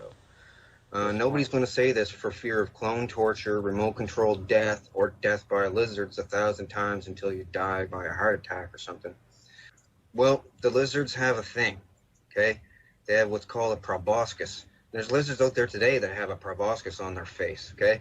These things got it in the middle of their head, okay? And on the top of their head, this is the real type 1 and 2. The type 2 have a proboscis sheath that comes out, it sticks out. The type 1s, for instance, it's like a chocolate chip, it looks like, basically the tip of it. Now, at one point in these things' lives, because they have a long lifespan, the lizard species. We got an ad coming up just before warning y'all. You're not a child, you're a man. So stop wearing so many layers to go outside and get the bearskin. One point in their life, they can slowly wiggle this thing out, eject it, and it goes into somebody's eyeball, okay, another animal. Now, it wiggles in by the sense of taste. They described this to me when I was 18 years old there, and told me about it different times throughout the years of going there. They can bring you there every single night if they want to, and they did bring me there every night. They laughed at me when I said I was going to tell the world about this. They said, nobody's ever going to believe me. You won't put it together in a eloquent way. People will think that technology isn't that advanced yet with cloning, because they just clone the sheep, right? No. They've been cloning people a long time this way. Thing is, the lizard, okay, the thing squiggles in through the eye. It does a spiral around the optic nerve all the way to a certain point, and it's driven there by taste. And they said once it gets there, it has the taste of butterscotch, and then it does a feeling like holding your breath and going, pushing outwards. And at the tip of this chocolate chip, it then starts what they call sweating the quill. Now, the spinal cord stuff comes out of the spinal cord, out of the chocolate chip thingy, and it's everything that the lizard is. The lizard's whole body is dead. The little lizard thing is dead, and it can't go back in. Can't get back in. It's one way. Once it excretes this stuff, sweats this quill thing, the person's debilitated for an unknown amount of time. I don't know how long. But when they come back, they have to have some recovery time. But when they come back, they are not the person anymore. They are then the lizard. Let me put this to you flat. So pretty much he's breaking down to you. So all the shapeshifters that we were looking at, Slugs, shoot, what's going on? All the shapeshifters we've been looking at in all these different videos, he's breaking down the process of how the alien entities or how the reptilian entities have entered their body and taken over them. I always thought about that too. It's crazy that he's breaking this down specifically, but I always thought about that. Like, were they necessarily actually cloning these people, or were they just possessing them? And it sounds like they're actually just possessing them, especially when you look at certain celebrities. It looks like they just got possessed by something different once they got to the industry. Like ISO Speed, perfect example. When we showed ISO Speed being a shapeshifter, and his people pretty much kept backing up, like, yo, what the fuck going on with your eye? This ain't the camera work. What the people around him were literally getting weirded the fuck out. That iSpeed's eye was literally tripping the fuck out. So it just goes to show and confirms that these people that get cloned, especially even Kendrick now, I'm thinking these people have just been replaced. Their bodies have been inhabited by something different. So maybe it is the real person, but their body has been inhabited by something completely different in order to fully push the agenda and spread the messages they want to spread. In this case, in Kendrick's case, the only reason he became such a huge superstar was because they wanted to diminish the power of Drake. Literally. That's the only reason they made Kendrick this big, is because they wanted to diminish the power of Drake. And apparently Drake had done something to go... That's another thing I need to do a deep dive on. I need to really figure out where he messed up at and why the elites want him removed. I really need to figure out where he messed up at. The old person's consciousness is gone.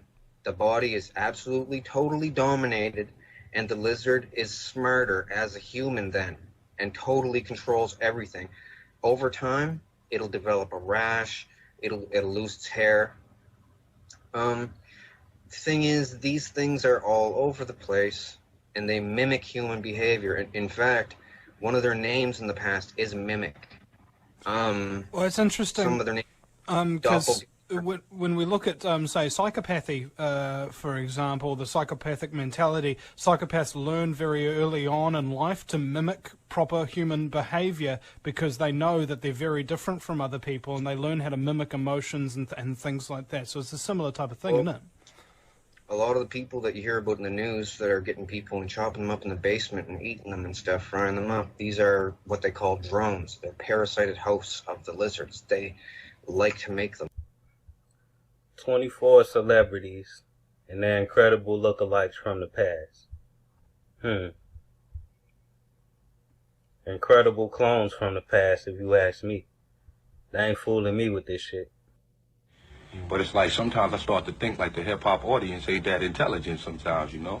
But they don't pick up on it because they let the corniest shit get, all right? You know what I mean? The most unconscious shit get the most airplay. It's like, what the fuck is wrong with y'all? The government. Yeah, and then run up on me talking about keep it real. Don't run up on me say keep it real if you ain't supporting the real. You know what I'm saying? Bottom line. The government brainwash our people with the mind control theory. That's what they do. So that makes our people like it. They keep playing that same song. The same song keep playing. You know what's crazy? Is this not the most legible you have ever heard ODB talk? Like, everybody knew that ODB was always very intelligent, right? But besides the show, I don't think I've ever seen an interview where he's this legible like this. Like it, you start to get probed with it, you start to get cloned with it. So then for the clone exists, then it just takes over.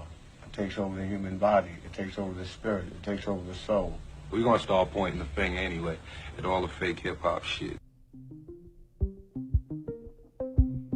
Oh yeah, I remember this photo. This is a Kanye photo right here. Yeah, I remember that. Kanye in bed with people.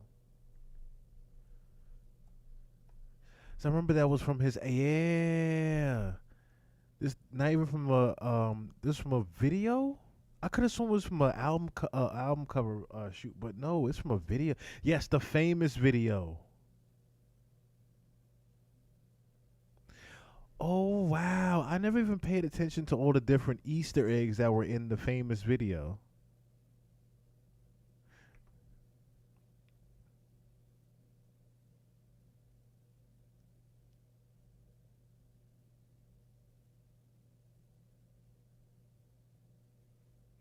That's crazy. I never even paid. I need to look back through that video, that famous video. Because that was Life of Pablo was pretty much Kanye's last actual like rap album, like not even rap album. The last time I think I heard actual Kanye was Life of Pablo.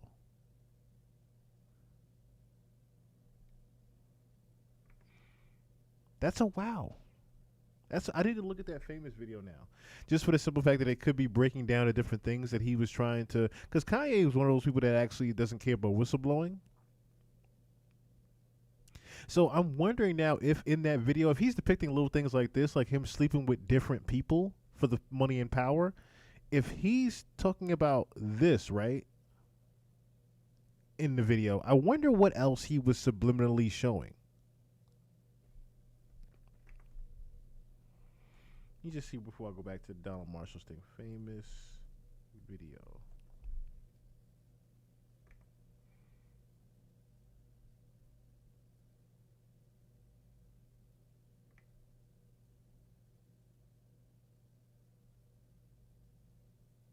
They only show the pictures of the yeah, they only show that. I need to look back through that video now though, to see if I find some things. I'm wondering now if I will. Ah, see that there it is. That's the tweet that Nikki had put out where she had the clone of herself. I was trying to find it. Okay, it was Instagram. That's what it was. It was Instagram. Look, T-Pain doing one with himself. I'm not sure who this is. I wonder if they're going to show Kid Buu. I'm going to show you guys Kid Buu in a second if they don't. Logic?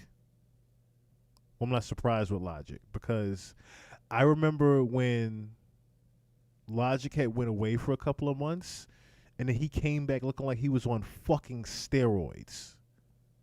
Like, and he tried to say, oh, it's just push-ups. No, nigga. You were twice the size that you were before. Chris Brown. There goes Justin Bieber's clones. Miley Cyrus. Britney Spears down there. This is why I said, y'all, I know I'm not tripping when I said that ain't the same Kendrick.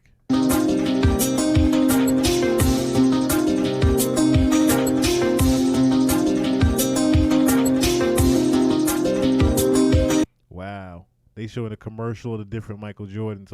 This is an AI commercial, of course, with doppelgangers, but who's to say that he wasn't either?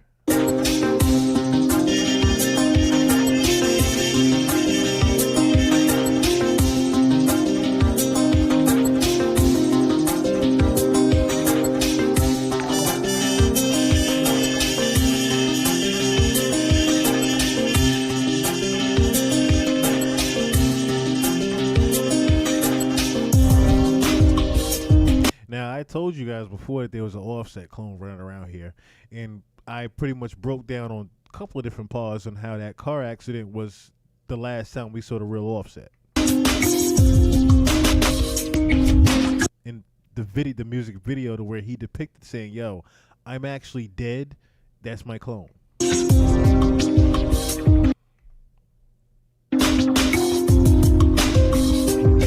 It caught me off guard who this was, of course, but it's Robin Thicke.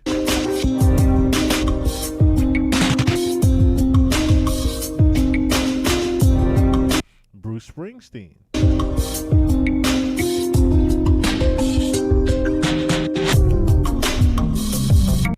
My tears have dried, and I know that no weapon formed against me will prosper. Searching for people who can relate. Stop human cloning. This is the tweet I was looking for. This is the tweet I was looking for. The Nicki Minaj stop human clone. It got deleted. Yay, don't clone me from the sweat I left on the dress. Shout out Moschino. I wish I had a clone machine. Miley Cyrus.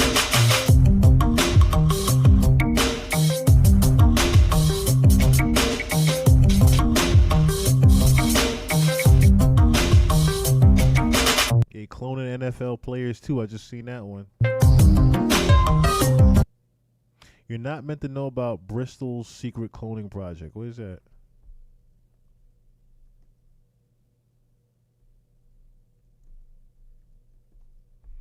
What is he talking about? Bristol cloning project. I don't know why TikTok has to be the hub of everything. Rare mushroom sighting near Bristol spawns native fungi. Okay, I don't. That's what now, Ariana Grande, right?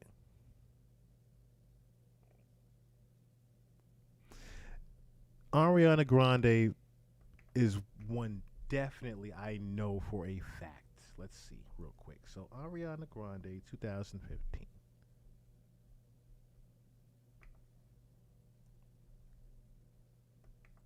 See how she looked in 2015? Still skinny. But who the fuck is this?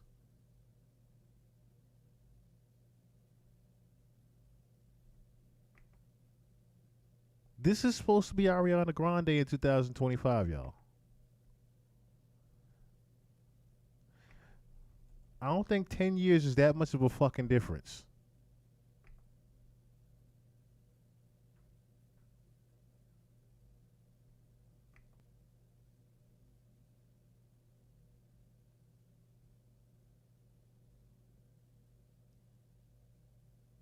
So I guess 21 in 2015, now she's 31.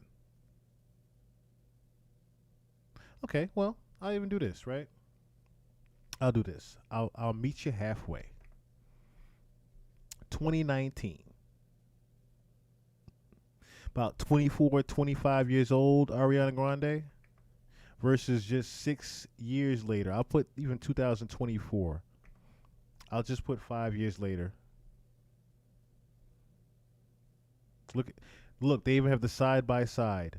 2020, 2024. Nowhere near the same person.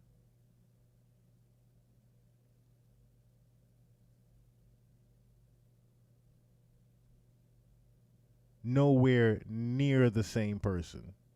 Like, who is this, bruh? Who is this, bruh, compared to who this person was? Who the fuck is this?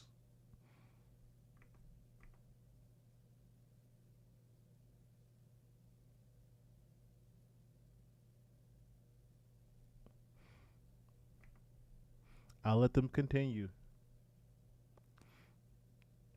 I shall let them continue. Tila Tequila. If I stop tweeting today abruptly, it's because I was silenced by them. I remember when Tila Tequila was speaking out in different interviews.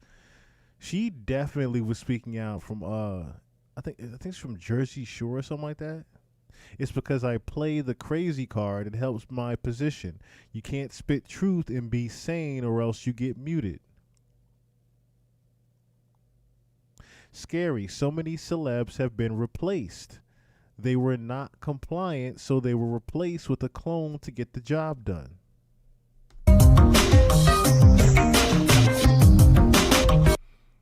This is Will Ferrell right here. Phil World. Does anyone ever see things in their dreams and then later in life see the exact same thing and freak out for a couple seconds?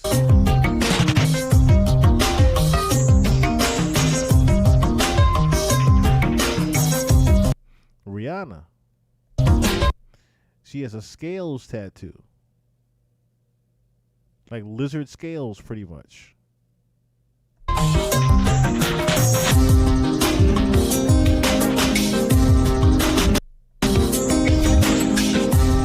Yeah, she's always played with. Put it like this: Rihanna is one that you can just look at and tell is definitely down with them, or else she wouldn't be the billionaire that she is right now without making a single song ever again. Doesn't have to do shit but run a clothing line. Billionaire.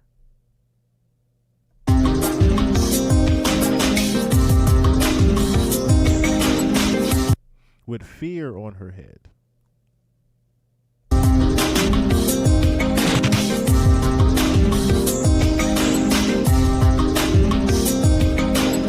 The V for the real. I've never noticed that the V and how popular. I've never noticed how the symbolism of the V was actually even used until now. The rescue me tweet. Like I said, there's a couple of them that were just deleted from Nicki Minaj, to where she pretty much was letting people know that she was cloned and replaced.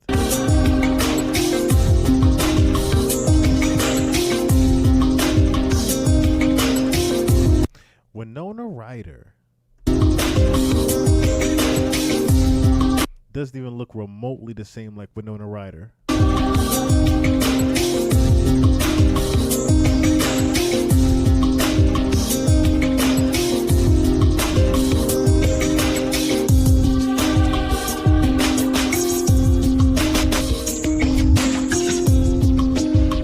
Holding the snake. I've noticed that too, because like Rick Ross has taken huge pictures with Britney Spears, did the video with the snake.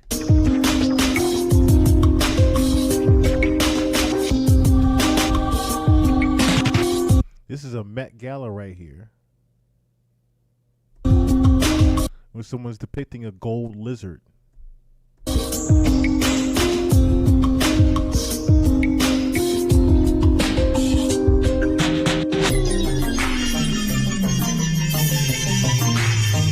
With a lizard hand.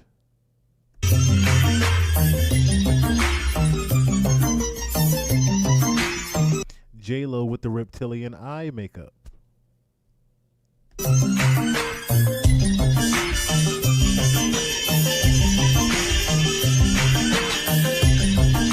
So that's the symbolism of the bleeding eyes. Pretty much that they're showing that they've been possessed. Jaden Smith.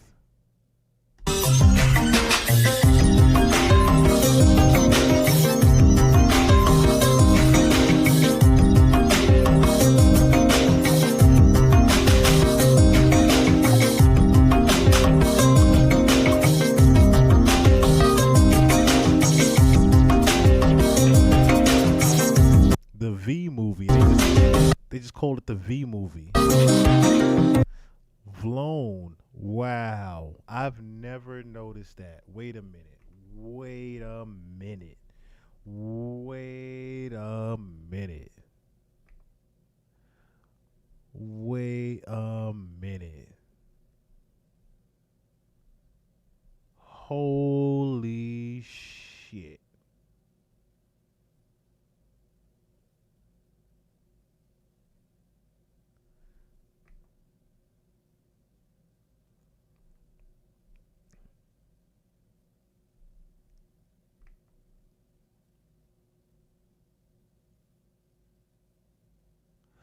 Holy shit.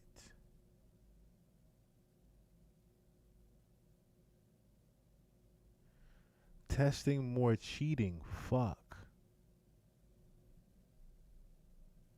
Holy shit. I've never noticed that.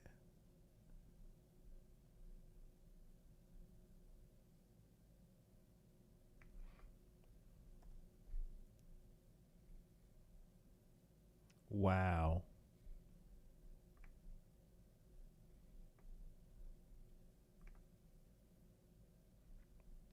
Fucking mind fucked.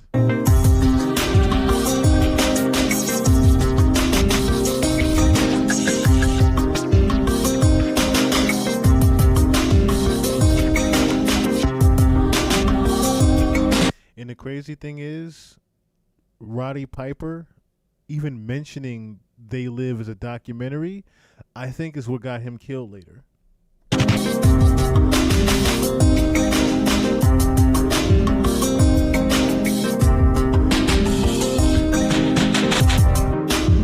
They're advertising in fashion shows that they're carrying human heads of themselves.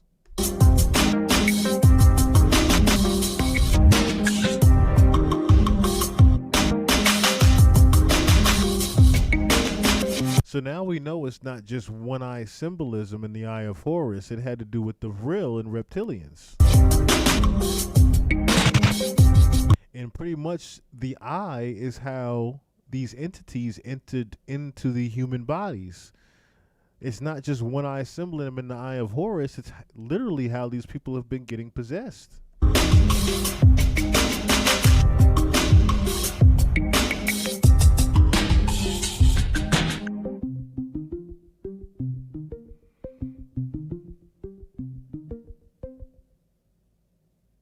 REM cloning, when you go to sleep, you get zapped. When you enter REM sleep, you get transferred your consciousness into a clone. You don't have dreams anymore.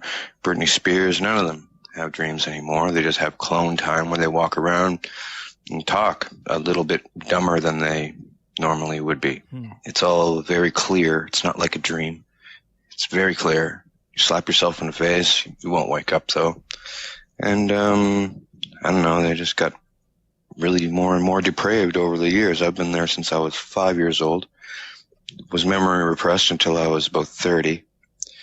And then I remembered, and it was like Matrix when it floods all back to you. But, yeah, so there's that, the REM cloning. Another aspect. Well, I thought there was only a few kinds of aliens.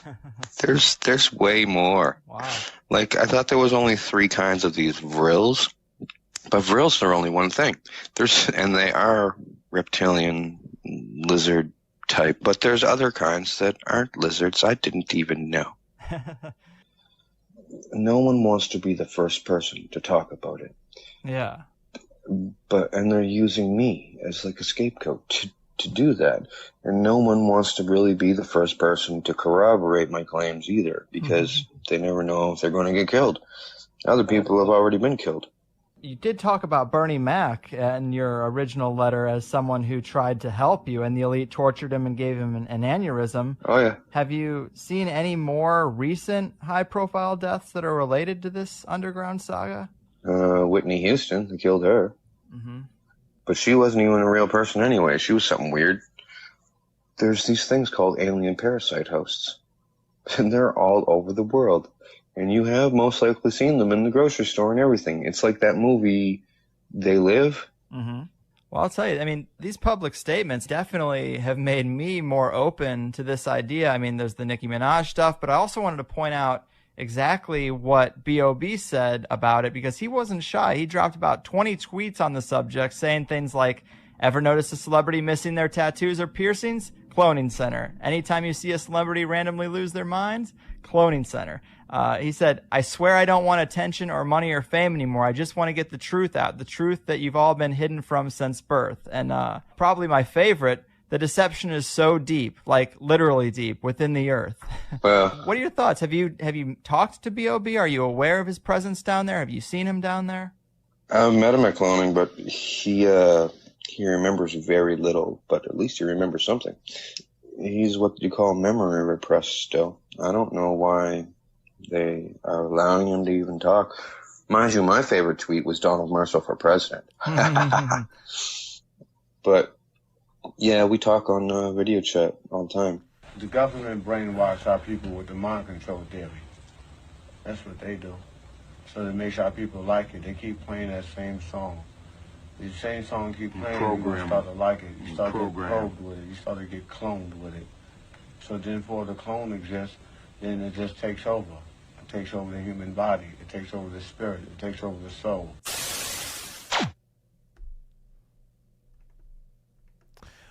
Yeah. Like I said, it's pretty. I mean, we've went over shape shifting here on the channel before, and how it and let's just say what it looks like. But now we've actually heard on how it actually happens. Guys, it's a very huge emergency right now, and I'm just asking. I see it's about 42 people in the chat. If I could literally get $5 to $10 from each person in here, I would greatly appreciate it right now. Or else, like I said, this channel just won't be up anymore. Or I should say, this pod just won't be going on anymore. If I could just get at least $5 to $10 from each person, the 40 that's in here right now. And the reason why is because, like I said, I have the garnishment that is literally affecting me from even being able to stay here. That is the only reason I am saying this right now. It's literally imperative and emergency that if you guys can at least do $5 to $10 in the chat right now, or the Cash App, the Chill Murray Cash App. If you guys could at least do $5 to $10 right now from each person in here, that would be greatly appreciated right now. Greatly appreciated right now. Ron G, what's going on? Shu, will you believe everything anybody says? It's clear that YouTube looks drugged out like a Young Thug looks drugged out like a crazy person. I don't believe anything Young Thug is saying. Okay, so yeah, Young Thug is another one that I know he's been cloned. You can tell and the thing is, when I looked at him in the courtroom and how crazy, like, one thing, right? You can say that a person is, of course, lifting weights and things like that. But Young Thug at one point in the courtroom looked like fucking King Koopa to me. And I'm not talking about he looked like he was the shit. I mean, he looked like an actual fucking reptile at one point in the goddamn courtroom.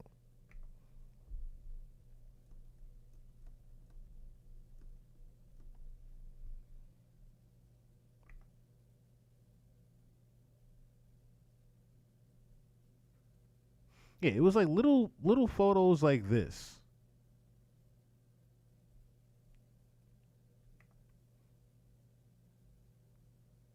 To where, like I said, his face, his whole, I guess you could say his whole structure of his head just looked like a reptilian to me.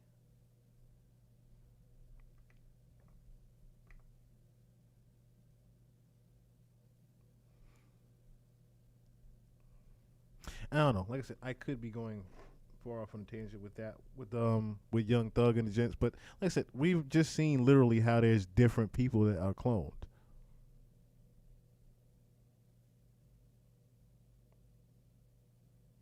Okay. Everything. Let me see.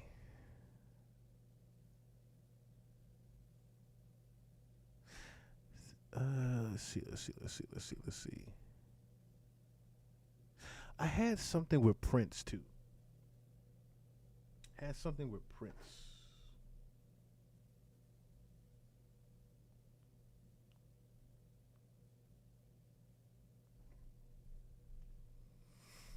see something real quick.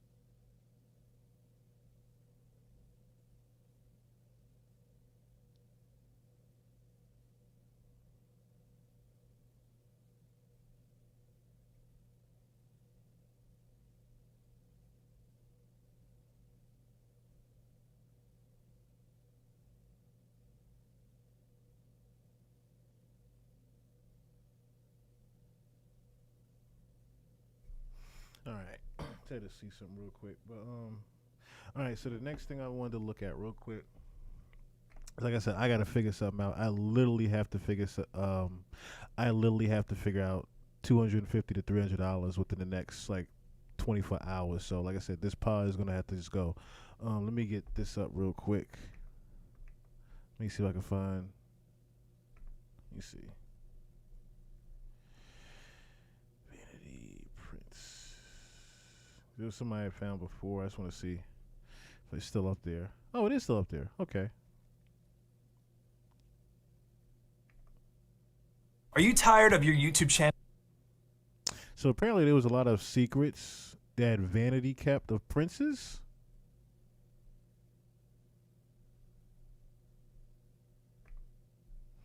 I didn't get a chance to take a look at this yet.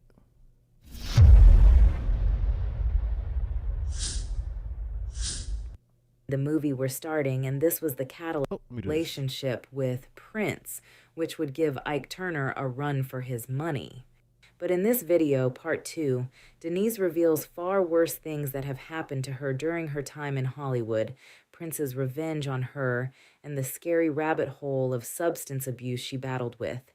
She even speaks of all witchcraft she indulged in, and the devils and demons that literally tormented her. She writes of how the people in her life ended up tortured and brutally deleted, and her involvement in these crimes. If you thought part 1 was bad, part 2 is worse. This is a trigger warning. This video consists of topics about self-deletion and brutal deletion, as well as some disturbing images. If you're sensitive to these topics, this may not be the video for you. Dear Diary. The beginning works on Purple Rain, the movie we're starting, and this was the catalyst for breaking Vanity free from her toxic relationship with Prince. Vanity explained how Prince was gearing up for Purple Rain and how they both sat down with a writer to recount their lives and the nature of their relationship, to see whether they meshed or clashed. She said they each had a hand in writing the other's lines, reflecting their understanding of one another. Vanity knew Prince's persistence bordered on being bullheaded, while he understood her to be stubborn and defiant. Yeah, she my wrote name is that everybody decided Prince had a Napoleon. Yeah, I'm Yule Harrison. That's my Yule is actually my first name, Stella. Yule's my first name, James is my middle name. But yes, Yule Harrison is me. The Mind's Eye, what's going on? Like I said, the 35 that's in here right now, if you guys could at least do $5 to $10 in the Cash App right now. The Cash App is there right there on the left-hand side of the screen, on the bottom left. If you guys could at least do that, I would greatly appreciate it right now. It would really go a long way right now and help this continue to be. Napoleon complex. He was mean just to be mean. If you said black, he'd say white, and you'd agree just to avoid an argument. Most of the time she would say, yes, boss, but then do whatever she wanted anyway. She admitted she rebelled against him because she wanted to get back at him for the way he treated her. Vanity said Prince had a way of giving himself to people without really giving himself at all. He would call her his girl, but she said she never felt like she was truly his. Prince wanted to possess her, but he wouldn't let himself be possessed. She said the idea of acting in a film with him felt impossible, and she finally built up the nerve to leave him. She revealed that Morris and others had often talked about walking away. Let me pause it so you can hear me. Thank you for that Cash App. I greatly appreciate that. Like I said, it goes a long, long way. If I can get the rest of the 30 people in here to at least do the same exact thing that the last person just did a second ago, I would humbly appreciate it right now. But lacked the courage to do it. Vanity decided to be the first and stand on her own. When Prince found out she was leaving, he summoned her to his hotel room in Los Angeles and flew into a rage. "How dare you even think of leaving me now?" he shouted. Vanity said everything revolved around his movie Purple Rain, his needs, his vision, his dreams. Nothing was ever about her. She described him pacing around the room like a madman, screaming at the top of his lungs. He went insane, out of his mind, she said. He did everything he could to convince her to stay, but Vanity said it was too late. "All the tears I had were gone. It was much too late to fix it," she explained. To Prince, it was all about fame and glory, with love nowhere in the picture. She said it was heartbreaking to see him so out of control, but she had made up her mind. Vanity recalled how, in the middle of his tirade, Prince suddenly blurted out, "Is it your birthday today, Vanity?" "Did I miss your birthday?" She said she was stunned. "I couldn't believe my ears. What was he even talking about?" she said. "Of course it's not my birthday." She believed it was a desperate attempt to win her back. Prince tried another approach, possibly sweet-talking or seduction, but Vanity was resolute. She had already contacted Hal Ray at the William Morris Agency and was moving forward. Hal reviewed her contracts and uncovered the truth. Prince had been doing her dirty financially. Prince had locked her into a 7-year deal, paying her only $250 a week. A slave contract, as Vanity called it. She realized Prince intended to control her for years to come, squeezing every ounce of life out of her creativity. She explained that most of the group didn't understand the fine print in their contracts, and she was the one to break the news to everyone. "We were young, caught up in the glitz and glamour, and didn't know better," she said. The irony of Prince of the 1990s talking about being a slave to his record label when he was doing the very same thing to all of his artists and protégés. He'd done something very similar to Jill Jones as well, having her locked into a slave contract so that she couldn't move on.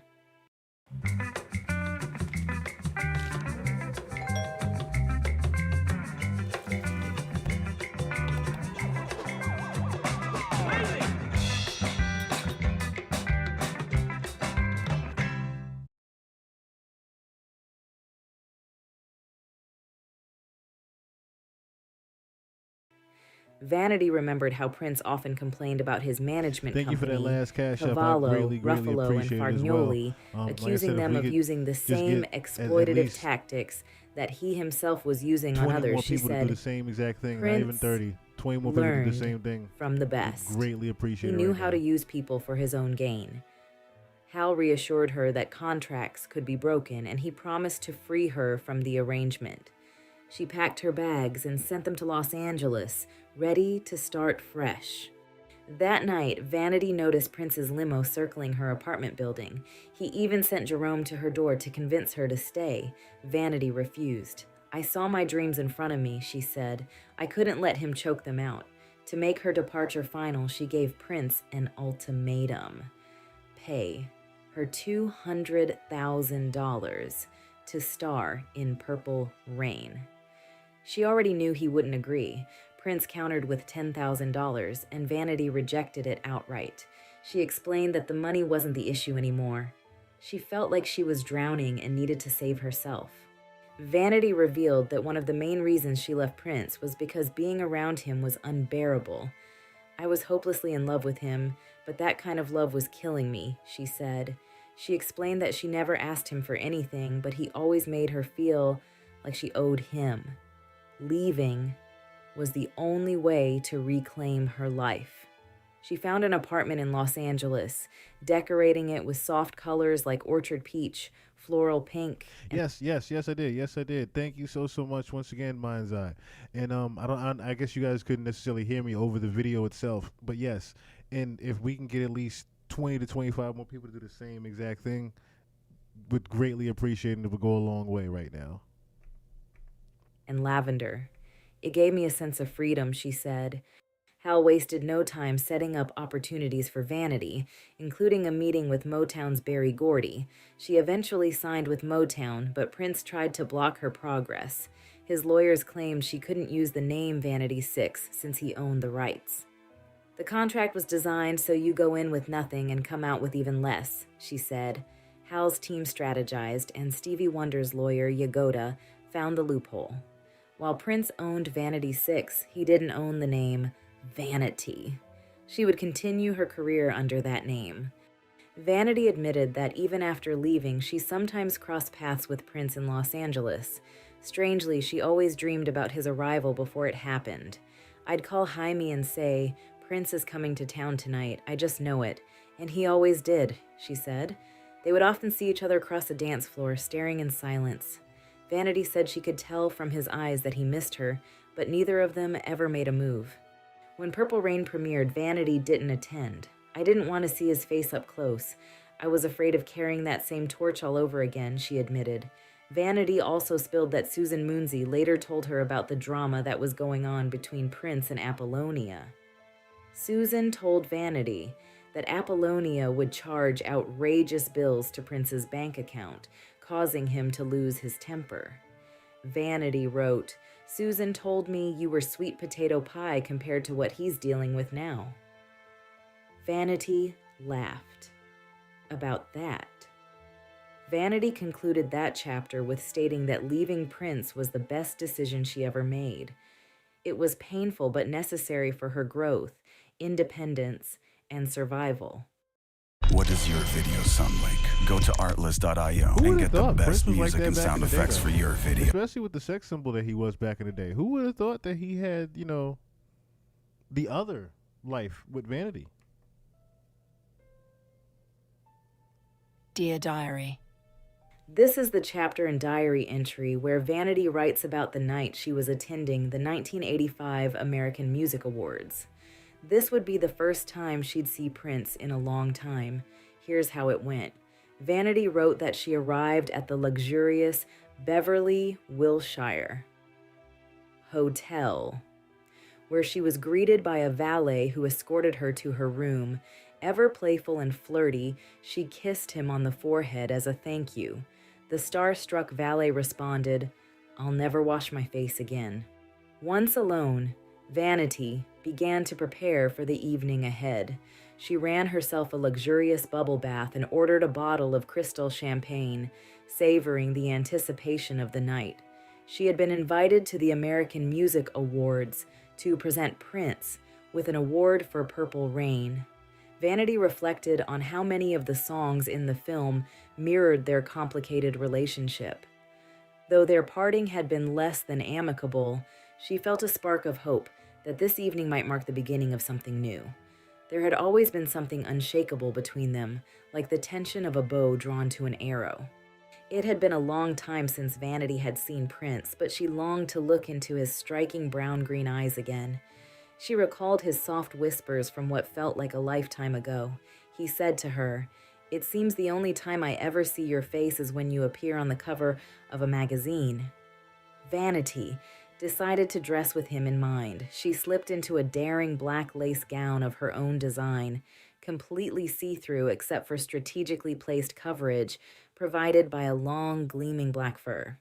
She accessorized with the black and gold cane Prince had gifted her one Christmas, a sentimental touch. While soaking in the bath, Vanity's thoughts wandered to the intimate moments they once shared, like lighting candles together. Afterward, she stepped into her striking gown, completed her look, and climbed into a stretch black Cadillac limo.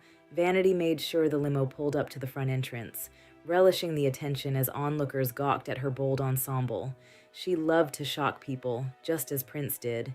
It was no wonder they had been dubbed the rude boy and the nasty girl. Upon arriving at the awards, Vanity headed backstage, where the energy was buzzing with excitement.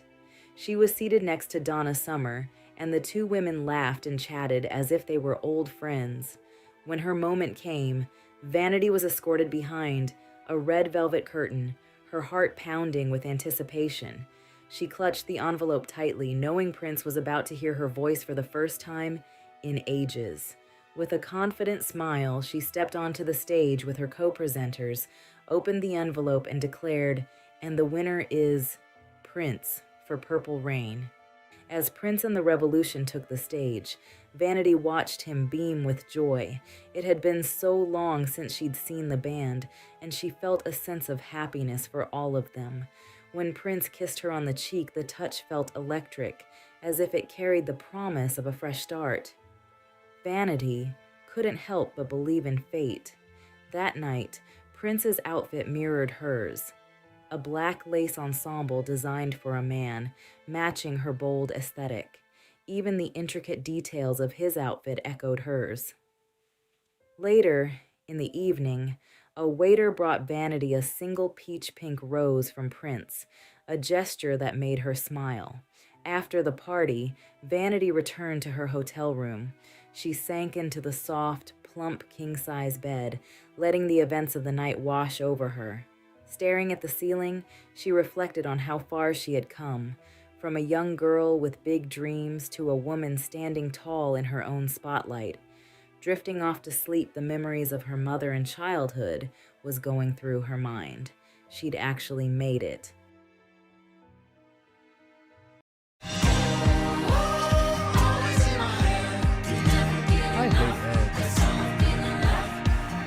I'm gonna end up just paying for the ad-free version of this. Vanity's career was at a high point as she signed with Motown and began filming The Last Dragon in New York. She found her dream condo on 52nd and 2nd, a posh building with mirrored walls, a personal sauna, and a full staff, including a doorman, mailman, an elevator operator. Living in such luxury felt like a step up in life. Before this, she had lived in various parts of New York, but none compared to her glamorous new home. It truly embodied the glamorous life. But alongside the glitz and glamour, Vanity's drug use became a constant. Depending on her workload, she often got high, staying up late writing lyrics to Bill Wolfer's music for The Last Dragon soundtrack. Some nights she'd write until 2 a.m. and sleep just a few hours before starting her day. On set, she experienced tension with Diana Ross, who seemed to go out of her way to avoid her. Vanity asked Berry Gordy about it, and he explained that Diana didn't like sharing the spotlight. One evening at a restaurant, Vanity approached Diana to clear the air, only for Diana to brush past her and leave abruptly. Obviously, Diana Ross was being a hater. Vanity believed the tension stemmed from the creative control Berry had granted her, more than he'd ever given Diana. Despite this, the release of The Last Dragon brought Vanity praise and a significant paycheck. Her debut album, Wild Animal, had also launched, and she began a whirlwind promotional tour, traveling to Italy, Paris, and the Cannes Film Festival. At Cannes, Vanity walked the red carpet while photographers swarmed her, and her name boomed from the loudspeakers. She shot for top fashion magazines, including Italian Vogue, and worked with elite designers. Although she was living the life, Vanity was grateful to Berry for his generosity, but the demanding schedule left little time for a personal life. While promoting in Europe, Vanity indulged in extravagance, spending up to $50,000 on clothes and being chauffeured in a car styled after Queen Elizabeth's. She explored Amsterdam's red light district, where she saw naked women in windows, live sex shows, and drugs openly sold in coffee shops. Though curious, she and her team refrained from buying anything harder than weed. Back in the US, Vanity continued promoting her album, releasing music videos, and preparing for more tours. Her drug habit deepened. She smoked cocaine between gigs, though never during work hours, relying on her secretary to procure her supply. At home, she often smoked alone in her closet, consumed by isolation. Vanity's social life included wild nights with friends like Sharon and Jamie Shoup, often driving her Jaguar XJS and reveling in the attention she received. She briefly dated Rod Stewart, bringing her grandmother along to their dinner date as a playful prank. Rod surprised her by entertaining her grandmother and even stripping off his pants at the restaurant. Despite the public adoration, Vanity felt hollow. Her extravagant new home, a self-described small castle with 2 king-size beds in her cream and blue satin bedroom, only emphasized her loneliness. She admitted to fleeting relationships, including a brief fling with Tom Cruise, but none filled the void inside her. Acting became less about passion and more about money. She starred in films like Action Jackson, 52 Pickup, and Never Too Young to Die, often resenting the nudity required for her roles. She felt used and was tired of being sexually exploited. Directors dismissed her concerns, telling her to comply or be replaced. She also faced hostility from co-stars like Morgan Fairchild, who refused to share scenes with her during her movie, Deadly Illusions. Vanity's personal struggles continued to mount. She realized that her public persona, Vanity, had taken over her identity as Denise Matthews. Vanity became a mask she wore, hiding the pain and confusion beneath. After completing her movie Highlander 3 and other films, she felt like she was falling into a black hole of despair. She would wake up, put on the facade of vanity, and feel herself fading further away from who she truly was. During this time, her relationship with her family was strained. She rarely heard from her mother, who was often drunk and incoherent. Her stepmom, Kate, had the nerve to reach out to her only after she'd become rich and famous. And Vanity sought solace in her grandmother, who apologized for mistreating her as a child. Her grandmother also revealed a shocking family secret. Vanity's father might not have been her biological father. Though she dismissed the rumors as a child, the revelation left her questioning her place in the family. Her grandmother passed away shortly after, leaving Vanity with unresolved emotions. Vanity eventually entered a hospital to fight her addiction, staying sober for 28 days before relapsing. Work provided a temporary distraction, but when the cameras stopped rolling, she was left alone with her demons. She admitted that her career, drugs, and relationships had all been attempts to fill a void she couldn't escape. In the end, she blamed Vanity for her pain, recognizing that the persona she created had become both her armor and her prison. In other words, she pretty much made this whole alter ego of herself that didn't necessarily fit things, which most celebrities ended up doing. And I can't really say that this was a cloning, but this was more so of someone that was just trying to cope, in a sense. And the drugs weren't necessarily helping that they got. This is like the early days of a Bobby and Whitney, if you really want to summarize it. This is like the early times of a Bobby and Whitney. And it seems like Prince is the one that got her hooked on it, but Prince was more, I guess you could say, he was more disciplined about it. And of course, Vanity, being new to it, was not. Dear Diary. Vanity reflected deeply on how living as the persona she was given had a destructive grip on her life. She confessed that she was battling severe inner demons and a debilitating cocaine addiction. She admitted to repeatedly falling for the wrong men and struggling with compulsive lying, which seemed to invite trouble into her life. In relationships, the traits she despised in others were often the ones that dominated and subjugated her.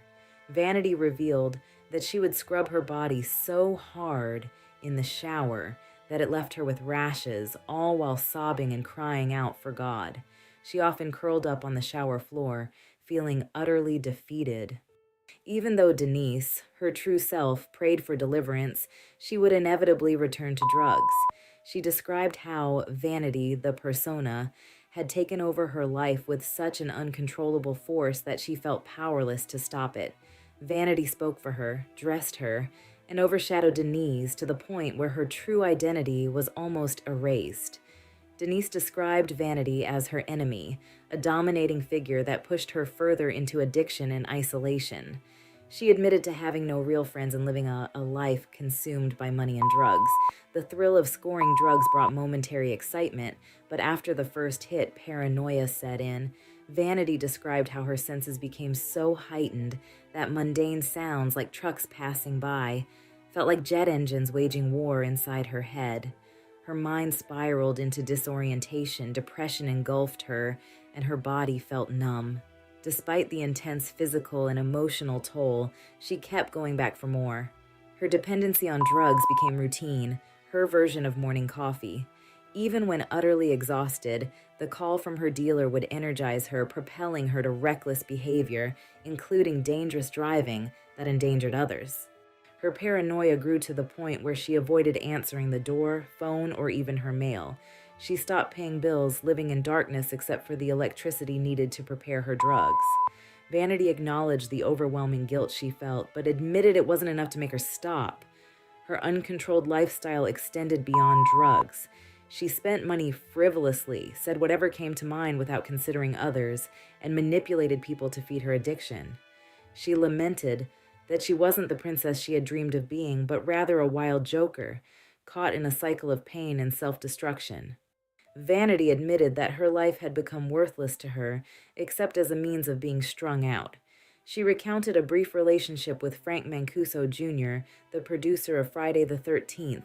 Unlike others, Frank genuinely cared for her well-being and remained a friend. Vanity admitted she was the one who ruined the relationship due to her struggles. She also mentioned starring in Tales from the Crypt alongside Whoopi Goldberg, where she played a role that ended in her death, a recurring theme in many of her roles. She wondered if this was God trying to send her a message. Vanity reflected on her appearance in Playboy, admitting she only did it for the money to support her drug habit. Death became an ever-present thought for Vanity. She described vivid, nightmarish visions of hell, serpents consuming people, bloody bodies writhing in agony, and screams of terror in dark, haunting forests. These images felt more real than dreams, leaving her shaken. During this period, she delved into psychic practices, attempting to communicate with the dead and believing God was involved. She would reveal personal details about others' pasts, convincing herself she had tapped into a divine power.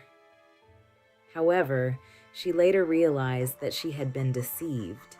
She came to believe that necromancy, the practice of communicating with the dead, was a lie orchestrated by the devil. Vanity concluded that only Jesus Christ could hear and answer prayers, cautioning others against falling into similar traps of spiritual deception. For a deeper dive... Now, I don't think she's, fully getting into what happened here, but it seems like, if I'm listening correctly, they skipped over the part to where she was introduced to this dark magic. It just skips to she started playing with the dark magic. Where did she get the knowledge of the dark magic from? Where did she get the idea of playing with this dark magic from? It's already shown and depicted how Prince has put her on to so much through her becoming famous through him.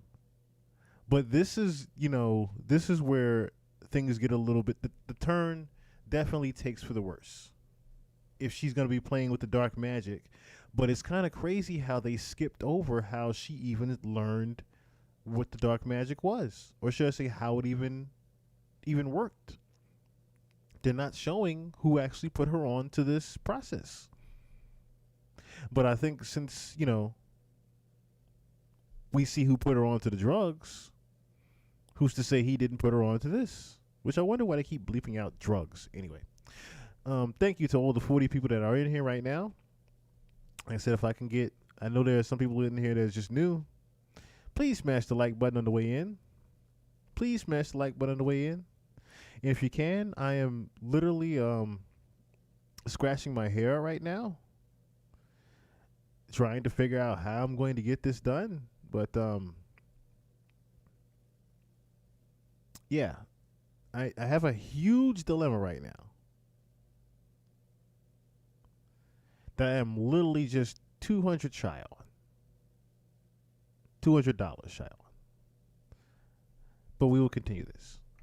Into her practicing with the occult and dark forces, again watch this video next. I'm going to take you behind the scenes on how we work on influencer campaigns with top brands all over the world. Come on. Dear Diary. Vanity's penthouse in Sherman Oaks was a chaotic hub of drug activity, cloaked in the guise of luxury. She described it as a towering inferno of drugs and cocaine, with the FBI surveilling the building, waiting to take down dealers. The parking lot was filled with high-end cars, Porsches, Corvettes, Mercedes, and BMWs, belonging to users and dealers alike. Despite this, the building, aptly named the Grand, was one of the most elegant in the valley. However, behind its beauty, Vanity said, lay a deep wickedness. After returning from a shoot, she would strip off her clothes, light up her pipe, and start painting, often creating explicit works of art that adorned her walls. Vanity revealed she believed she had lived many lives and even convinced herself she had been Mary Magdalene. She thought she was destined for heaven no matter what, though she acknowledged her home felt far from heavenly. She admitted to teaching others misleading beliefs and described herself as rebellious, stubborn, and foul-mouthed. Her spiritual confusion led her to witchcraft, which she practiced regularly in her home, sometimes in front of witnesses. She claimed demons shared her space, tormenting her mind and body. She recounted how they choked her, crawled around her bed, and left her paralyzed with fear, even when she wasn't using drugs. Eventually, she grew too terrified to even enter her own home. While away shooting her movie Memories of Murder in Vancouver, one of the largest drug busts in Los Angeles took place at the Grand. Tragically, her friend Greg, the building's maintenance man, was brutally murdered. Greg had shared with Vanity his excitement about reuniting with his daughter after 5 years, but she later learned he had been involved in illegal fund smuggling and had stolen from a dealer. His captors tortured him for hours, muzzling him to silence his screams before finally killing him. His young daughter discovered his body running from the apartment in terror. Vanity said it felt like death surrounded her, be it from AIDS, drugs, or violence. Vanity explained that the FBI had been monitoring the building from across the street, tapping phones, including hers. Despite the looming danger, her addiction controlled her. She would search for anything to smoke, admitting she was insane and that her body, soul, and spirit were decaying. Vanity emphasized that cocaine destroys the soul, no matter how beautiful, rich, or famous someone is. She frequently contemplated self-deletion, begging God to let her disappear without a trace. She recalled attending the Grammys with Dick Griffey, the Solar Records executive who professed his love for her. However, Vanity admitted she had no love to give. Her only focus was drugs. She also described briefly dating Michael Bolton, who gave her his number at the Grammys. They went on a few dates and even attended Paula Abdul's party together. Vanity had worked with Paula on Action Jackson and was excited to see her friend beginning her music career. Despite these connections, Vanity said 3 months was the longest relationship she could manage. Vanity recounted an invitation from Don Johnson to his home while filming Miami Vice. But their brief encounter was uneventful, as his heart still belonged to his ex-wife, Melanie Griffith. She also shared a story about being approached by Sylvester Stallone at a club. When his entourage invited her to meet him, she quipped, "Can't he come over and ask me himself?" Although they spoke, she went home alone. Vanity admitted the only consistent companion in her life was drugs. Her drug use began to take a severe toll on her health. A doctor warned her about internal bleeding and high blood pressure, but she ignored the advice, continuing her downward spiral. Her paranoia grew so intense that she covered her mirrors with blankets, unable to bear seeing her reflection. She lived in total darkness, lighting the house with dozens of red and blue candles, creating an atmosphere she described as linked to death. Even the sound of her own breathing or minor movements in the house would drive her to the brink of insanity. Vanity revealed that her manager, Hal, tried desperately to help her, enrolling her in 2 drug addiction programs and attending meetings for alcoholics and drug abusers. Despite his tearful pleas, Vanity would buy and use drugs immediately after leaving meetings, as her addiction became apparent to others now.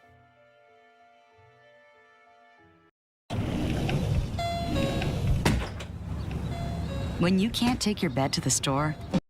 Dear Diary. Denise opens this chapter by explaining that she was staring down at her hands, which were shaking from the shock gripping her heart. She held her chest tightly, trying to check if her pulse was still pumping. Her heart palpitated so angrily that she thought she might die from the electrical surge caused by the hit she had just taken. Denise admitted she felt shame and perilous regret. She said she had been warned many times. Each time she left her house to buy drugs, someone would call her, inviting her to dinner, or offering her an alternative plan. Denise believed these were signs that God was ready to rescue her, but she admitted she wasn't ready to be saved. Denise said all she could do was pray, wondering if God would hear her and if he could truly change her life. She prayed for help, confessing that she hated herself. She went on to describe working on the film Da Vinci's War in February 1992. She was playing the lead role alongside Joey Travolta, with Ray Martino as the director. About 2 weeks into filming, she noticed a man on set, Sam J. Jones, the actor who played Flash Gordon. Denise said she prayed to God, saying, God, if you just give me this guy, I'll never do drugs again. Later during lunch, Sam was sitting in his car when Denise was introduced to him. He asked if she remembered him, and when Denise said no, he reminded her of an earlier encounter. Sam said they had met at a club on Santa Monica Boulevard, where he had taken her to the hills and tried to kiss her.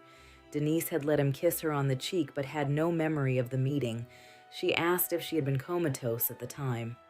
While talking in his car, Denise noticed a Bible on Sam's lap. It appealed to her, reminding her of when her father had given her a Bible for her birthday as a child. Sam asked if she had been reborn. Denise responded, "How can I be born twice?" Sam opened the Bible to John 3:5. No one can enter the kingdom of God unless they are born of water and the Spirit. He asked her again if she had ever been reborn. Denise said no, but added that she would try anything.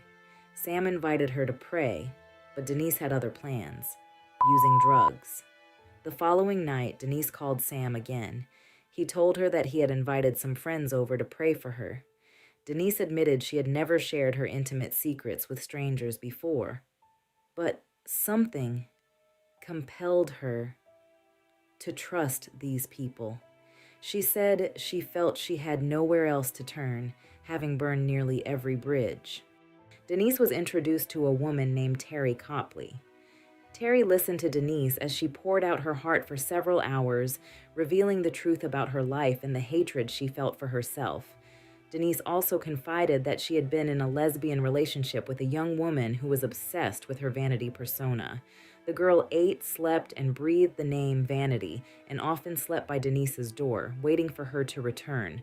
Denise said she ended the relationship because it wasn't what she wanted. One day, she picked up a Bible and told the girl, "Somewhere in this book, God doesn't approve." The girl later took her own life, hanging herself from a children's swing set. She left behind a letter, but no explanation. After hearing this horrible story, Denise said Terry didn't judge or condemn her. Terry asked if Denise wanted to give her life to Jesus, and Denise said yes. They stood in the living room and began to pray over Denise. The group prayed in a language Denise didn't understand, describing it as holy and almost Hebrew. They told her Jesus wanted to speak through her as well. During the prayers, they laid hands on her to cast out demons. Denise recalled that one demon, in particular, resisted leaving her body. Terry said, "This one doesn't want to leave." By that point, Denise was drenched in tears, begging God for help. She feared she had sinned too much for Jesus to want her. But the group continued to pray. Denise cried out, "Jesus, help me!" Suddenly, she said she saw a cloud of black and gray smoke rise from her belly and float up to the ceiling. Denise said it felt like a demon leaving her body.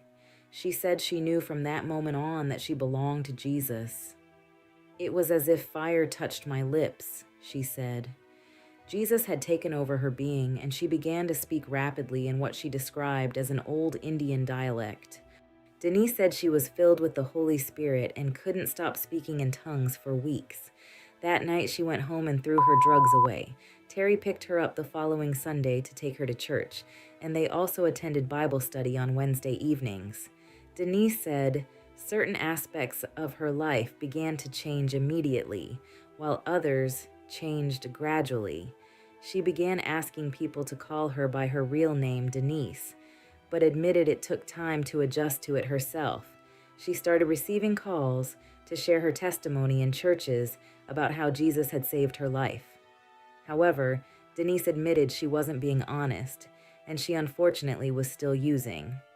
She told congregations she was doing well, but after speaking, she would use the money she earned to buy drugs. Denise said she felt like a fraud and a liar, disappointing the God who had forgiven her. Denise reflected on how she tried to erase vanity from her life. She threw away her old clothes, photos, tapes, and anything else connected to her past. However, her struggles with drugs remained. She described a trip to Montreal with Barbara and Louis Burrell to meet Dion Sanders. Dion, who had been a fan of vanity for years, talked about money and material success, while Denise tried to discuss Jesus. She described the experience as two people with nothing in common. Denise said she was desperately searching for a way out of the entertainment industry and hoped for redemption, even as she battled her personal demons.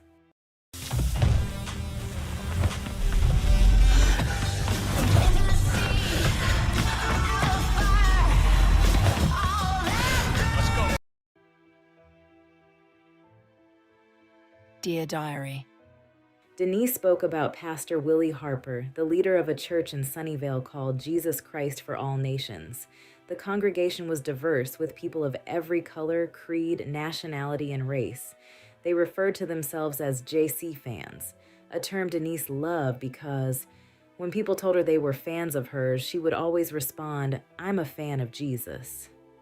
The Harpers invited Denise to attend their church, and she began speaking with Roxane Harper over the phone almost daily.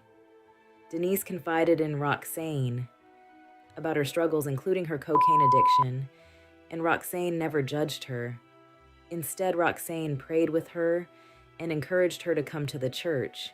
Denise also shared that Roxane confirmed something Jesus had already been telling her. She needed to leave Los Angeles. Denise acknowledged that there was nothing left for her in the city, so she decided to visit the Harpers. Once a year, their church would go on a camping trip, and Denise joined them. She described the church as a place of true freedom. Men openly wept and prayed at the altar, drenched in tears, filled with the Holy Spirit. Denise said it was a flood of genuine worship, with loud praise, spirited dancing, and heartfelt prayers, all focused on honoring Jesus Christ. For the first time since finding her faith, she felt truly welcome. In this church, she wasn't treated like vanity, the persona she was trying to leave behind. Denise reflected on her past experiences, admitting that she had been wrong to minister her testimony to other congregations before truly learning the Word of God. She realized that wasn't what God had planned for her. She critiqued churches that brought in celebrities like herself solely to draw crowds and increase attendance, turning Christ into a business venture. Denise compared her situation to that of a baby needing nurturing before being ready to serve God fully. She said, "It's like trying to be a teacher before learning what to teach." She admitted that she didn't have anyone to guide her in the right direction at the time and had to learn to prioritize pleasing Jesus over pleasing the public. Denise also emphasized that ministry shouldn't come with a price tag. She acknowledged being paid to share her testimony, but said it felt wrong because, as the Bible teaches, the Word of God is not for sale.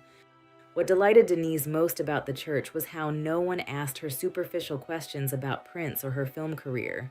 People simply greeted her in Jesus' name and went about their business, showing her kindness without prying into her past. For the first time, she felt she truly belonged. Despite feeling at peace during her time at the church, Denise admitted she was sad to go home because she dreaded the cycle she knew she would fall back into. She described cocaine as being like coffee to her, and she often called Roxane daily just to confirm she was still there. Denise joked that if Roxane didn't answer, she would panic, thinking the rapture might have taken place. Her paranoia was rooted in a deep fear of God and the consequences of her actions. Denise said Jesus had shown her repeatedly that no sin, not even a small lie, could enter his house. She acknowledged that she was still living in sin, spiritually dead in many ways. Although she had been baptized at the church on the way, it was based on a reading of the parable in Matthew 28:19, and Denise felt she hadn't yet fully understood or embraced what baptism meant for the remission of her sins. Now it seems that's where her diaries ended, but you also have to remember, Denise had planned on releasing this diary book during a time of anger and wanting to air people and the entertainment industry out. After these written accounts, she almost lost her life due to an overdose in 1997.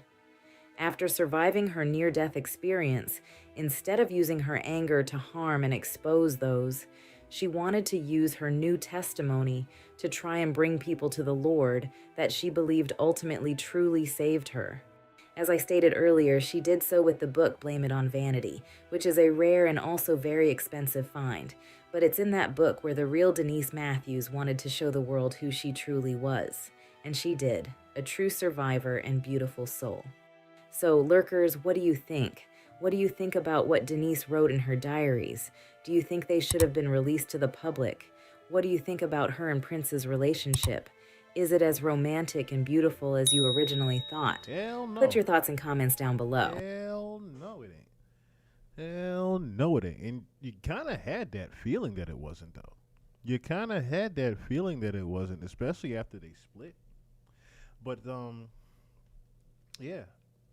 I always wondered what was the down spiral of Vanity and why pretty much. So if you think about it, it's the same exact cliche thing, right? You get into Hollywood and it pretty much tests you, right?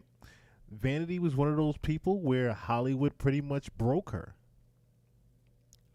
It tested her demons. No.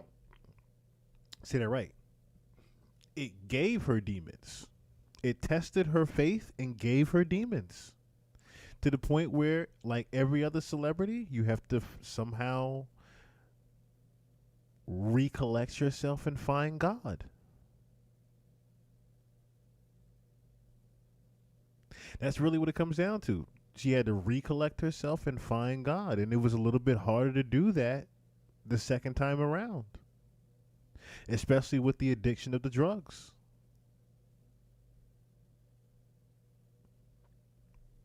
So rest in peace to Denise Matthews, a.k.a. Vanity. But just goes to show you also that Prince was no walk in the park. Goes to show you that Prince was not the goody two-shoes romantic lover that people thought he was. He had a deep demonic side to him that nobody was even talking about.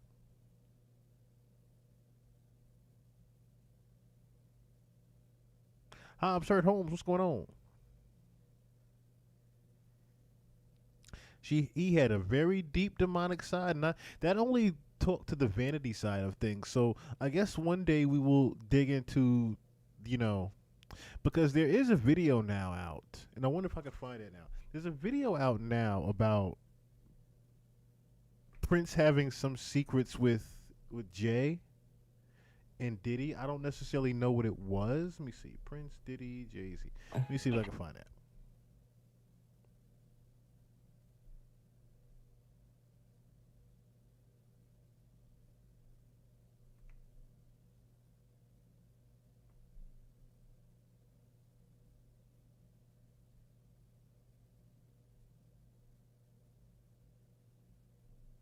Where is that video at?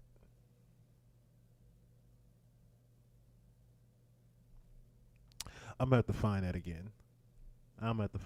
Okay, before we get into Justin LeBoy's interview, I did want to take a look at this real quick.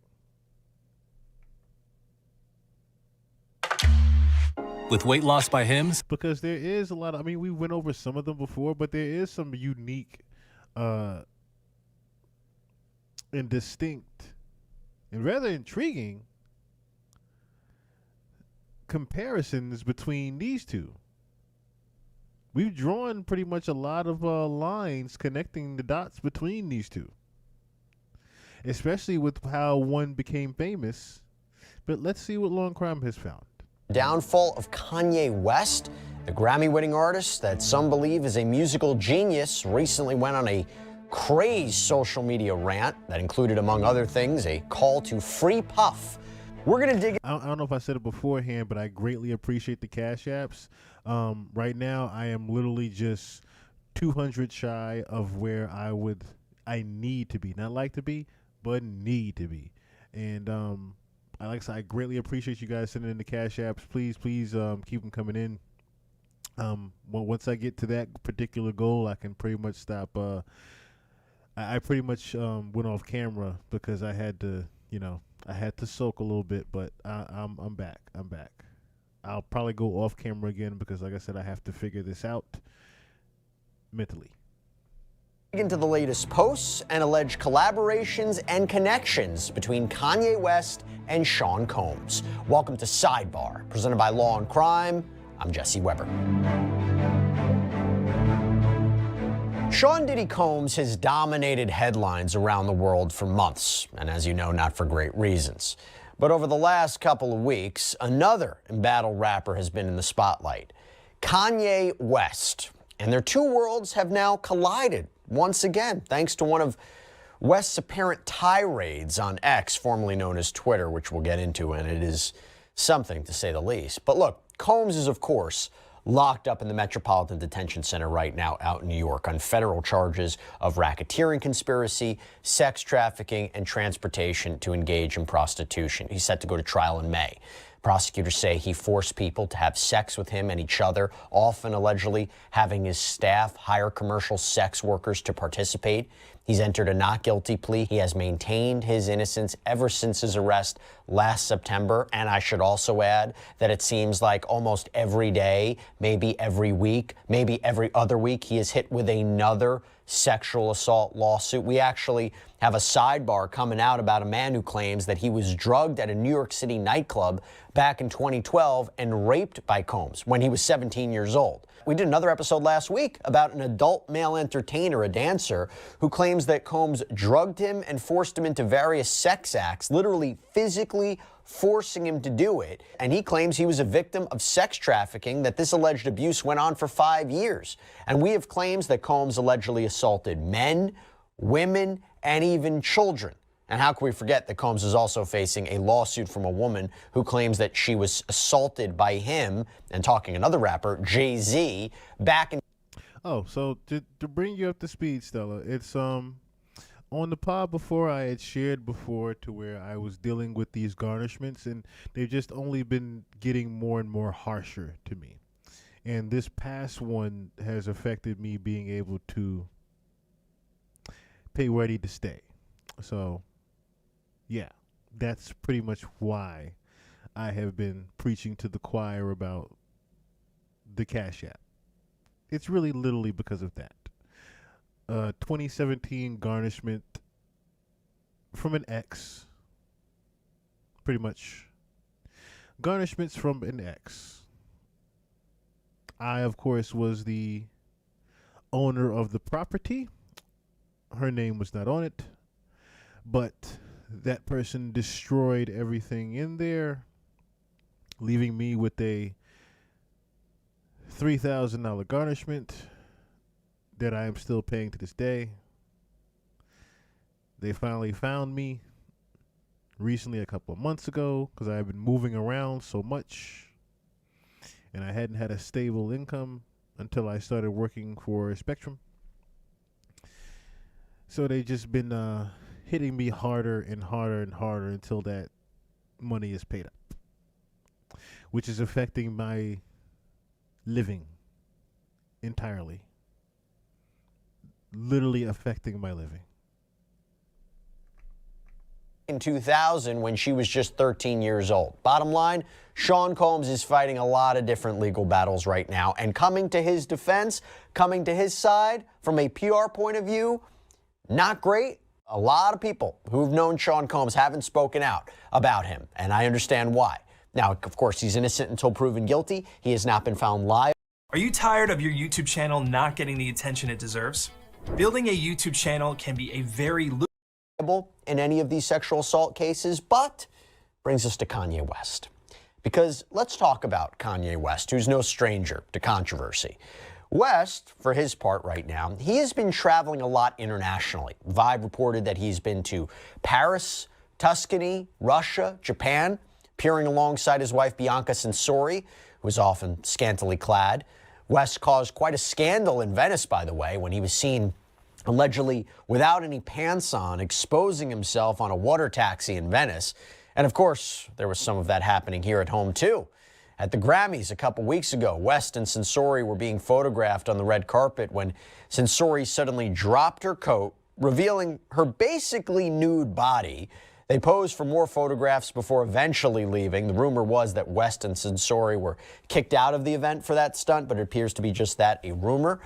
But needless to say, he's been making the headlines. And that kind of gets you caught up to speed on both Kanye West and Sean Combs. Hey, by the way, when it comes to Combs and West lately, we have been focusing a lot on the lawsuits, the complexities of the cases, litigation. And I think it reminds you just how important it is to have a great lawyer on your side, especially, let me tell you, in personal injury cases, that becomes key. And that is why I want to call out our great partner and sponsor, Morgan & Morgan, a firm with over 1,000 attorneys, and that's because they win a lot. In the past few months, Morgan & Morgan secured a $29 million verdict for a bicyclist in Philadelphia, $2.7 million verdict for a car accident victim in Florida, not to mention $5.6 million for a car crash victim in Georgia after insurance offered that client $0. And even if you think your case isn't worth millions of dollars, why not start a claim and fight for what you deserve? Morgan & Morgan makes it truly so simple. You can start a claim from your phone in just 8 clicks. So if you're injured, you can easily start a claim at forthepeople.com/LC sidebar or click the link in the description and pinned in the comments. West and Combs' friendship goes back years. They collaborated on one of West's singles in 2015, and later that year they worked together on an album. At the 2022 BET Awards, West presented Combs with the Lifetime Achievement Award, called him his idol, called him his favorite artist. West said he still went to Combs for advice and that Combs inspired many of his life choices, even his wife choices, perhaps in apparent reference to his then-wife, Kim Kardashian.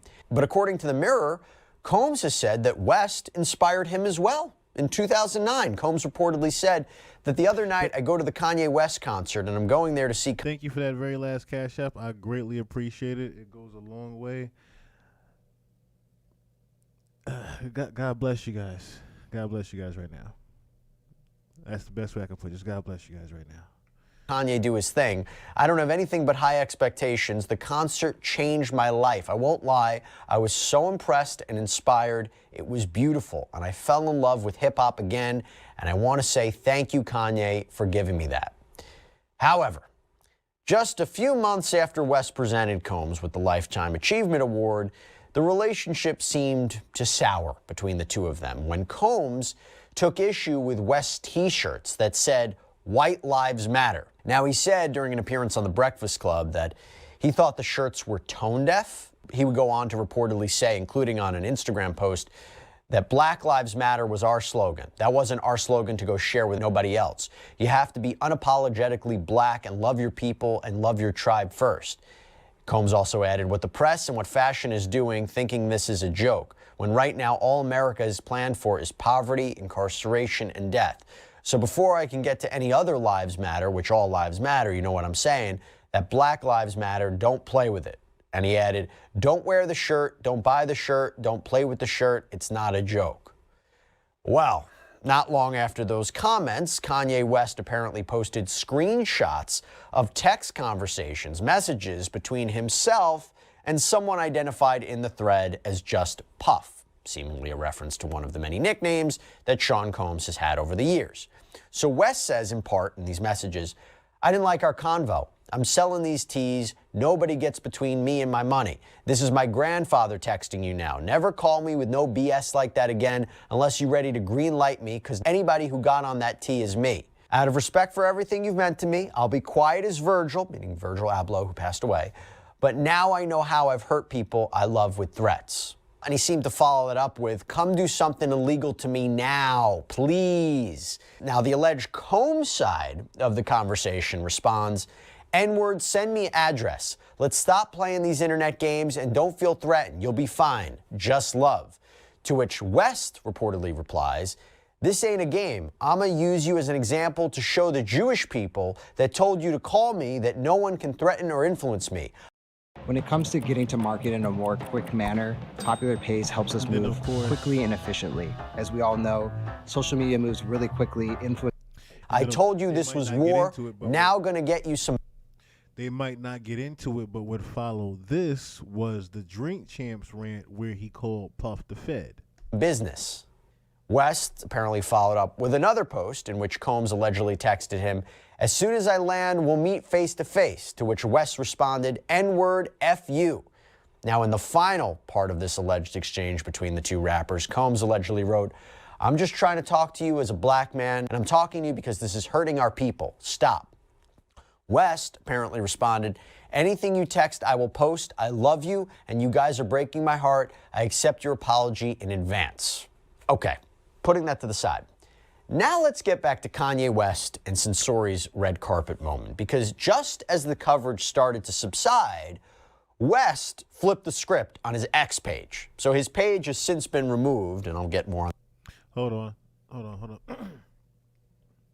Because I didn't know that. Thank you so much, Stella, and you even being able to do that in this time, and you're going through things as well. The owner has been dodging our calls ever since. It's been so rough. I definitely understand rough times out of nowhere, and I'm sending love and prayer your way as well. So thank you so much for even doing that in your rough times as well. Like I said, it's 2025 is going to be a very rough one for us all, I think. In just moving forward in the future, I think this whole year is about to get really crazy for us. On that in a moment, but screenshots of his tweets show he posted in all caps, "Free Puff." He then went on to post or tweet, "All these celebrity N-words and B-words is scared." And you're absolutely right. All we have at the end of the day is each other and God. That's all we have is each other and God. So definitely appreciate you saying that as well, because that's a very true statement right there. We right now are all we have. "Y'all will watch our brother rot and never say S." He went on to post, "I stood up for Puff and I'm still winning 20 Grammys next year and doing the Super Bowl." He also tweeted that, or posted that, slavery is a choice, which of course got some backlash from other X-users. But West seemed to double down as his rant continued with, "What you all gonna do? Cancel my sneaker deal? Cancel my record deal? Freeze my accounts? F y'all N-words. Slavery is a choice. I am speaking my mind now. I ain't editing S again ever." And he later tweeted, "This man gave his life to us. This is my idol. This is my hero," seemingly referencing Sean Combs. And then there's this one, because he even announced a collaboration between himself and Sean Combs' fashion line, Sean John, saying that T-shirts would be made available on the Yeezy website, seemingly as a way to maybe raise money for Sean Combs or support Sean Combs as he's locked up in the MDC. And he also said that he and Combs would be splitting the profits 50-50, but later corrected himself, saying, "I just found out that Puff is not allowed to make or collect money while he's locked up, so I'm going to send the half of the money to Justin," seemingly referring to Justin Dior Combs, Combs' son. By the way, the Daily Mail reports recently that both Justin and Christian Combs were seen arriving at the hotel that West was staying at in Los Angeles. Actually, it was reported they left carrying packages that contained clothing that was gifted to them by Kanye West. Again, this is according to the Daily Mail. This came, by the way, the same day that West apparently tweeted or posted, "Puff is a way better dad than me dad and way better dad than me." He posted a photo of Combs on a red carpet with his children and said, "I wish I had the relationship with my dad that Puff has with his kids." And West also tweeted over the weekend, "Just for clarity, they trying to make an example out of Puff. Me and my brother had our issues, but these white people trying to use Puff to scare N-words. I'm neither scared nor brave. This just me." And by the way, Sean Combs' Instagram account shared the post about the collaboration, writing, "Thank you to my brother Ye." Back to the shirt. The blue shirt with the Sean John logo that was apparently put up, it really wasn't up there for long because it was reportedly eventually replaced by something else. Do you know what that was? A single white T-shirt with a black swastika on it, selling for $20. Yeah. At the time of this recording, that website now appears to be offline. Kind of give you an idea of what's going on here. And from there, West's posts, they just devolved into what many people view as purely anti-Semitic, homophobic, and racist comments that we won't even dignify with airtime, okay? Now, West, unsurprisingly, has faced serious backlash in the past for his use of slurs, as well as what appears to be blatant anti-Semitism online and in his interviews. Some of those consequences have included loss of collaborations and sponsorships, as well as West products being removed from shelves at stores like TJ Maxx and Foot Locker. He also underwent bans, some temporary, some not, several on his social media accounts, although Elon Musk did restore his app. Even though they might not get into it, this is probably why he then deactivated his stuff, and pretty much they moved on from him. Because he started to put out a swastika Sean John shirt, this. And had Sean John on the bottom of it. And I'm sitting here saying to myself, like, wait a minute, what? You're selling Yeezy swastika shirts? And then he had the, I saw this earlier, he had the balls to make a commercial with his iPhone and literally said in the commercial, I spent all of the advertising money on these teeth. And then it says go to Yeezy.com.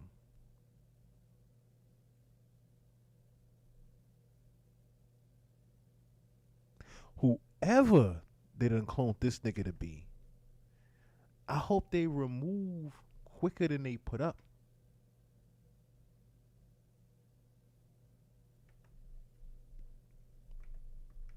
Access to his X page in 2023.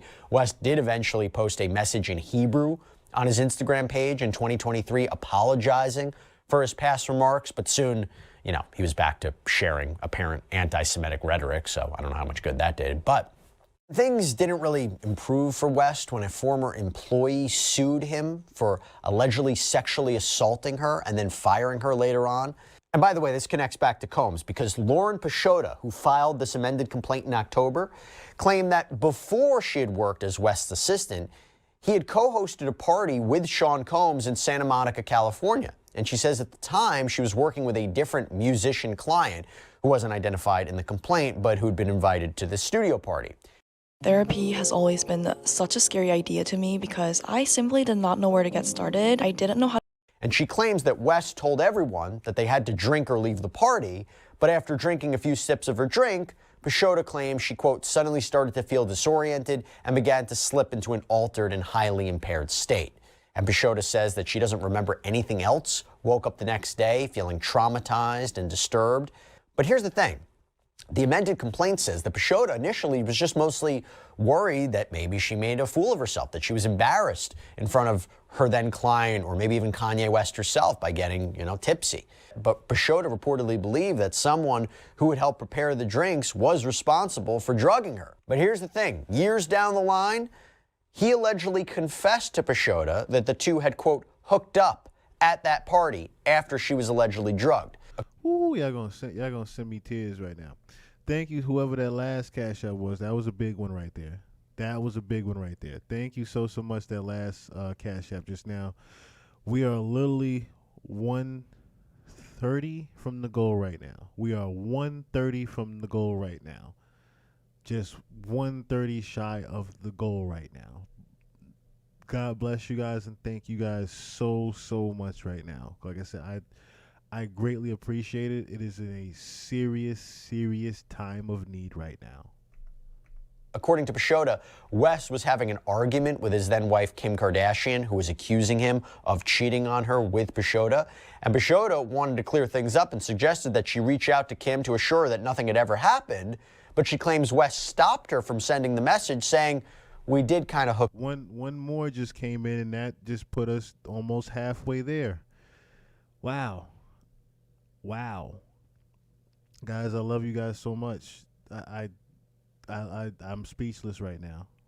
I'm speechless right now at the help. God bless you guys. Thank you so much. Watch so much reality TV. Thank you so much. Whew. Like I said, I'm speechless right now. I'm gonna let this continue and I'll be back in just a sec. Hook up a little one time. And she says he started to reminisce about that party years before, and when Pashota said she didn't remember any of that, he reportedly laughed and said, women love to say they don't remember. Now that lawsuit between Pashota and West is still making its way through the Los Angeles civil court system, but it is another connection between Combs and West. But we have another connection between Kanye West and Sean Combs we want to talk about. So as West's rampage on X continued over the weekend, he shares a screenshot of the infamous hotel video of Combs and his now ex-girlfriend, Cassandra Ventura, who filed that initial lawsuit against him back in 2023. And in that surveillance footage that was released by CNN last year, Combs can be seen chasing Ventura down the hallway of a Los Angeles hotel in 2016. He appears to hit and kick her repeatedly. Combs even eventually admitted in a now deleted Instagram post that it was him in the video and he regretted his actions. I mean, that seemed to be what he was saying. It's so difficult to reflect on the darkest times in your life, but sometimes you gotta do that. I was up. I mean, I hit rock bottom, but I make no excuses. My behavior on that video is inexcusable. I take full responsibility for my actions in that video. I'm disgusted. I was disgusted then when I did it. I'm disgusted now. I went and I sought out professional help. I had to go into therapy, going to rehab. Had to ask God for his mercy and grace.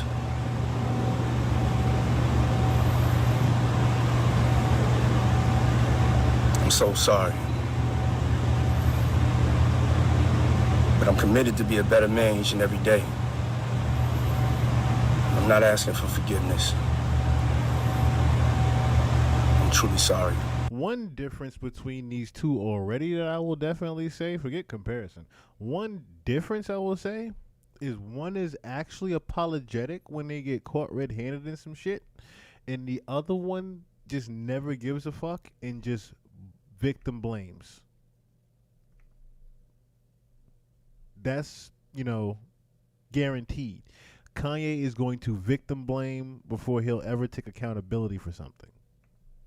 But here's the thing, going back to Kanye West, in a rather distasteful move, West put up a photo of Cassandra Ventura from that video next to a stock image of the hoodie that she's wearing, saying the Love hoodie is available on his website. He also apparently wrote... Huh?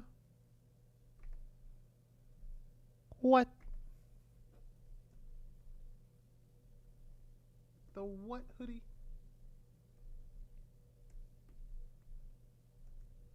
Oh, my God, I can't even type right now.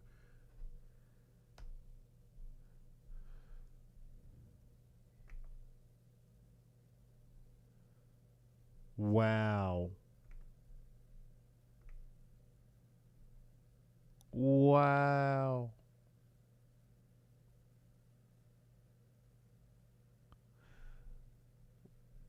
Even had the nerve to put the same exact design on it, but just put his logo with it. Yo, what is wrong with this guy? And he had the nerve to say that this is supposed to be under Sean. What is wrong with this gentleman?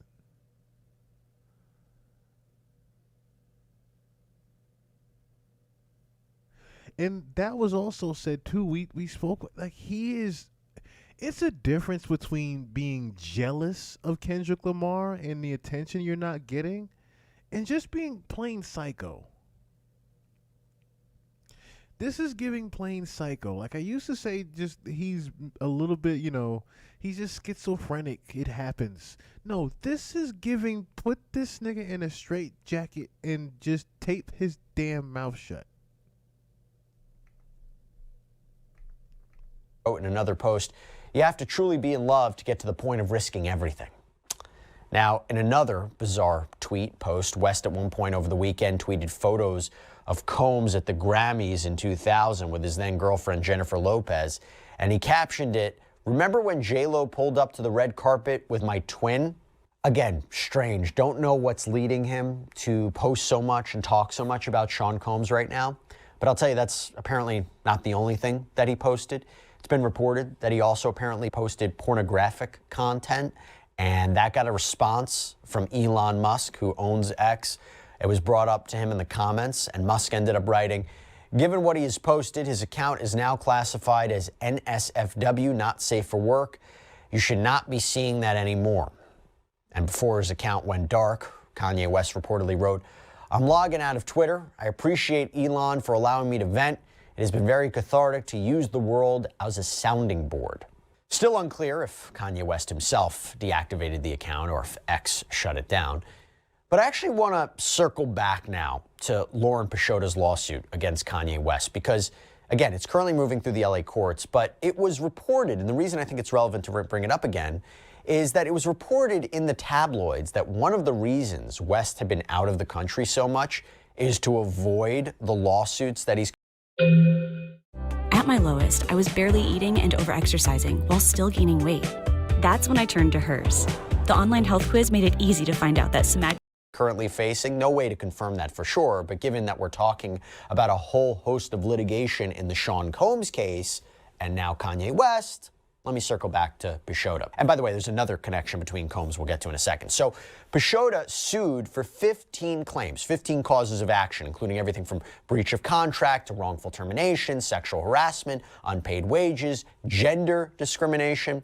And she also named not only West, but also his companies, Yeezy Apparel, Yeezy Footwear, Yeezy Construction. The suit reads, plaintiff has worked in the music industry for approximately 15 years. She has successfully held positions in and as artist management and representation, A&R, marketing consultant, and project management. Due to her professional success, plaintiff had occasions to interact professionally with many artists, including without limitation defendant Kanye West, aka Ye. Plaintiff creatively collaborated with defendant on Yeezy Season 1 women's fashion line and placed 3 songs on Donda, Kanye's 2021 album.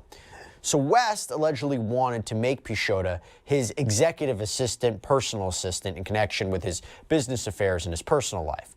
So they agreed on a salary, according to her, of $1 million a year, and according to Peixoto, she was required to be available 24/7. The filing states at all relevant times, defendant West was aware the plaintiff maintained a strong social media presence comprised of her Instagram and an OnlyFans account, the latter of which was run entirely by an independent management company, and he did not have any issue or objection to it. To the contrary, defendant West often boasted to friends and colleagues that plaintiff was, quote, an OnlyFans superstar. But that seemed to change, according to Peixoto, because she writes, much later, in and around August 2022, defendant West stated that he wanted plaintiff to be godlike and asked plaintiff to delete her OnlyFans account. Defendant West agreed to pay plaintiff $1 million if she did so. In further reliance upon defendant's representations, plaintiff deleted her OnlyFans internet account, thereby giving up the annual sums generated from such account. And this is where the real, and that, no, they're not going to cancel him. I wish they would. I wish they would cancel academics, but they're not going to cancel him. It's too many people that actually are into that type of shit. But the crazy thing here is with Kanye, with his case, and I never put 2 and 2 together with this. They have very similar starts. The reason why I say similar starts is because if you remember how Cassie started. Cassie started with the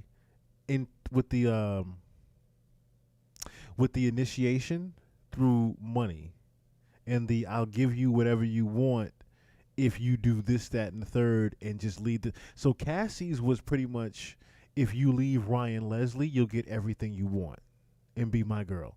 With this particular scenario, it was leave everything behind and basically become my slave with Kanye.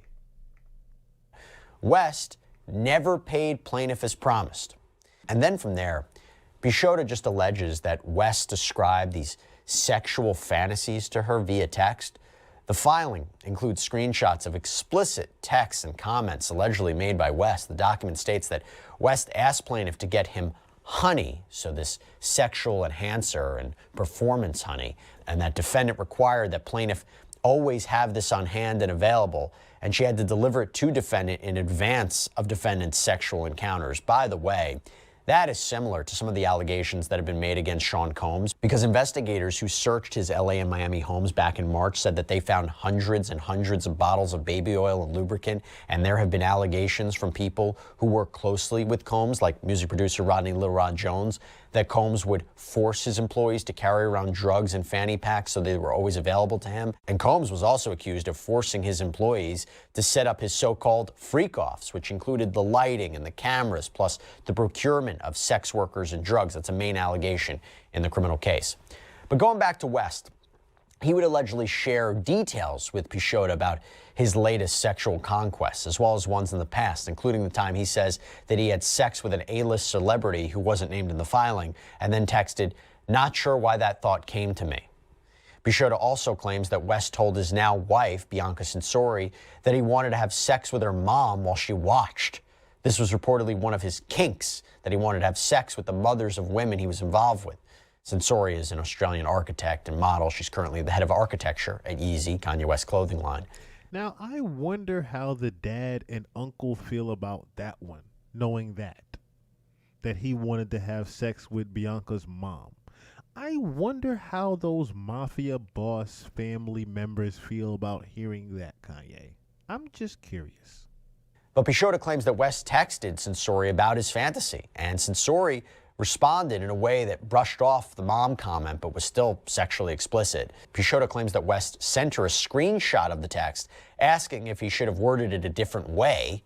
According to Pichota, Sensori, who was on a working visa, allegedly responded to West in a way insisted upon and required by West so she could keep her job. The two were married in 2022.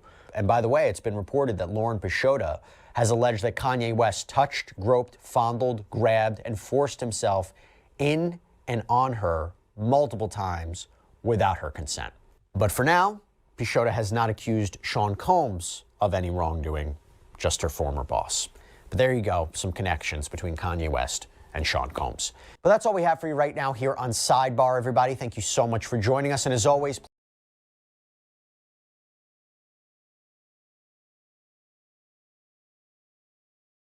hey, did you know you might get a big cash payout if you were in a car accident last year?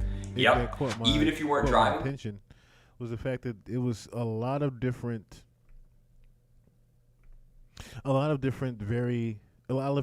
similarities that were very distinct in comparison to the two cases. But then it started to be a lot of different things as far as just the way that they even were moving, the way that they even were acting and talking. You know, the hypersexual wanting attention and needing sex all the time, addicted to porn. These two are very similar. These two are very similar as far as their bipolar and schizophrenic behaviors. Diddy changing his name all the time, Kanye changing his name all the time. Like, it's very, very distinct similarities with these two. Like, I'm really starting to believe that there definitely might be a tape with Kanye. I definitely believe that there is a tape with him. Not only that, there was a stylist. Tisa Tells had I think broke it, but there was a stylist that actually mentioned that he had, you know, a double life, that he had some bisexual tendencies similar to Diddy. That there was a 2016 Paris party that happened in which you can literally find that there's, you know, numerous, in fact, I even have the actual after party that they were in Paris from that year. I mean, it's very vague, but you can tell that that's, you know, you can pretty much tell it's Jay-Z there.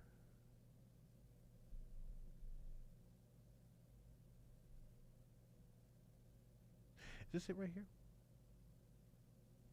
Oh, there it is. 2012, excuse me, 2012.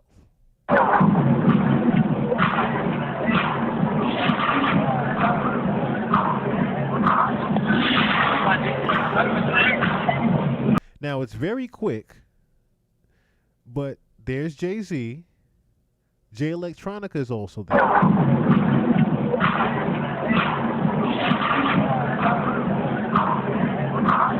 And just hearing the music that was around, I started saying to myself, well, that doesn't sound like a regular hip-hop club that they're in.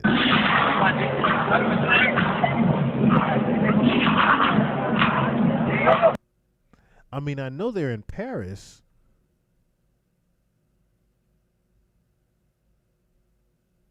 Like I said, there was a lot of things that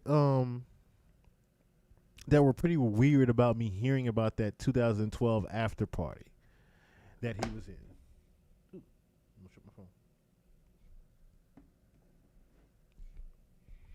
It was a very, very strange. It made it sound like it was a Diddy party. The stylist made it sound like it was a Diddy a Diddy party that happened.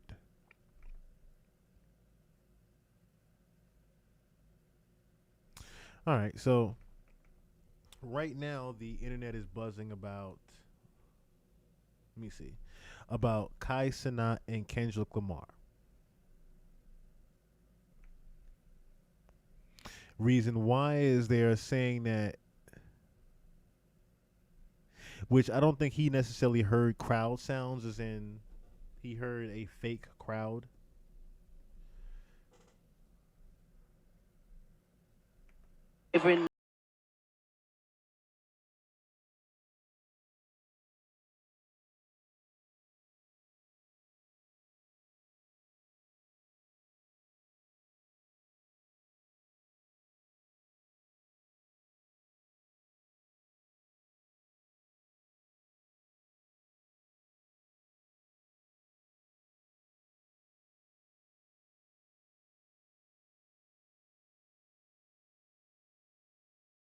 They add crowd effects?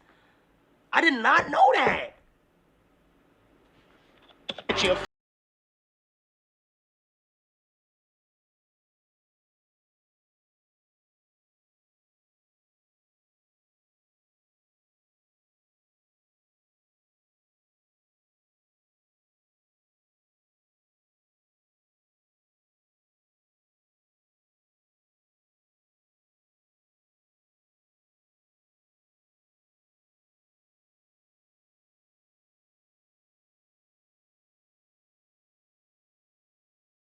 Playing. They didn't add crowd sounds. I'm gonna play it again for you.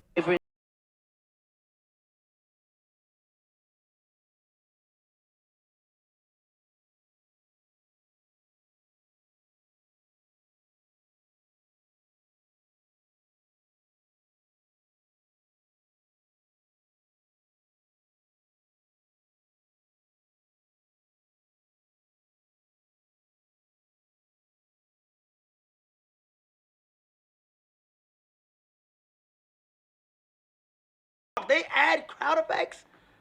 I did not know that.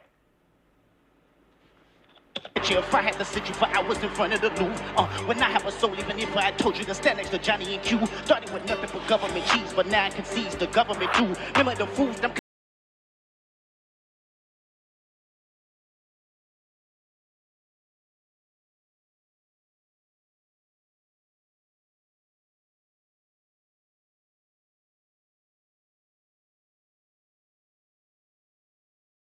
There's such thing as a soundtrack, right? And we're not talking about a soundtrack as in what they're playing in the background, but we're talking about a mastered sound leveling tracker, right? So they can literally have the crowd itself in the background, the actual audience. They can turn the level of the audience down and turn the level of the performer or the field all the way up.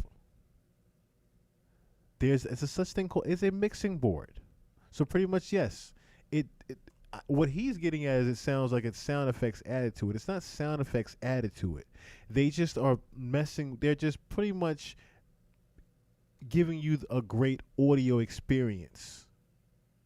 It's not adding sound effects as much as it's turning up the crowd that's already there, so that, or turning them down so you can't hear them.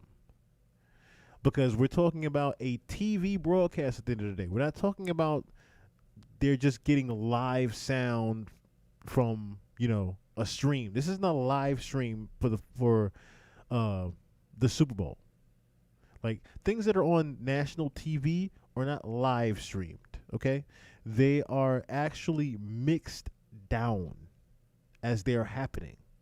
So what Kai Cenat was listening to, and a few other people didn't pay attention, was the actual tracker of someone playing with the mixing board, going up and down the levels. Okay, the crowd's turning up right now. Let's turn them up and let them get their reaction right now. Oh, Not Like Us is on. Turn the crowd up so you can hear what the crowd is doing. Turn the crowd up for the A minor part because you hear them saying it. It's little things like that people didn't pay attention to in regards to him saying this. It wasn't the fact that they added crowd sound effects. No, that sounds stupid as hell. No, they didn't add crowd sound effects to Kendrick's performance. You know how we know that they didn't add crowd sound effects? We sat next to Tyga last night. Okay.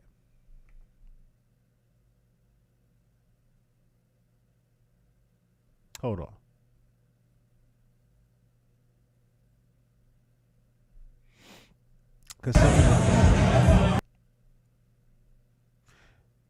Listen to the crowd with Tyga.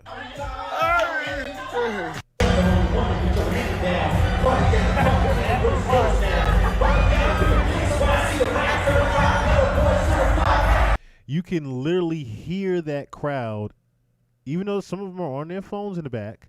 You can literally hear that crowd going around as Tyga's looking around to hear it. Does that sound like a crowd sound effect to you, or does that sound like everybody having a good time, rapping along with the lyrics?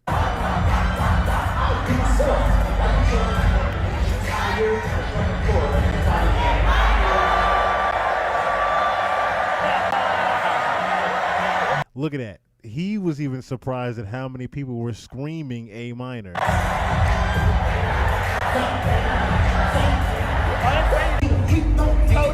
Everybody was having a good time listening and watching along. Ah, God damn it, I did it again.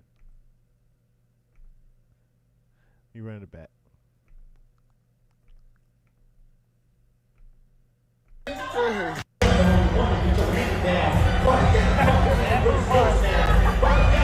See, everybody's pretty much in unison, singing along. There's no crowd sound effects of any kind. Look at that. Tyga had to look up to how many people were actually screaming these lyrics word for word. The lady next to him is literally clapping along with the song lyrics.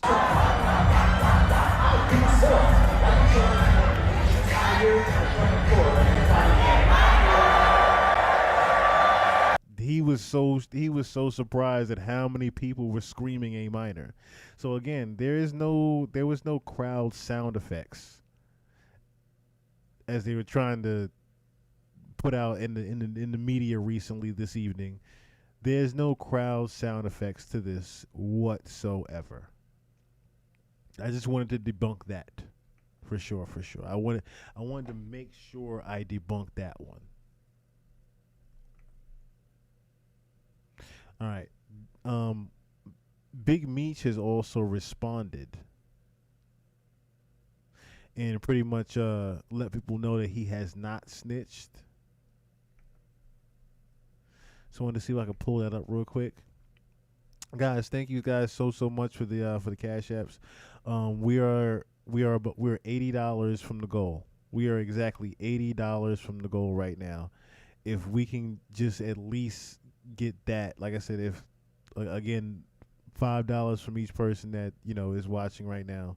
It might be the same people looking at it, but if there's more people that came in recently, I would greatly appreciate it. Like I said, we are $80 from the goal right now. Literally $80 from the goal right now.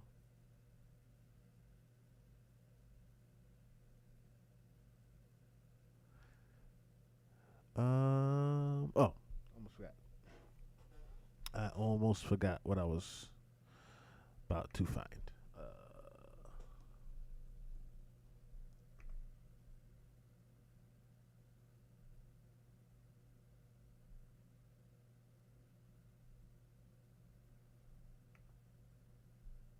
This might be the response video too, because 50 responded and said he was reading drops. He was reading almost like a teleprompter.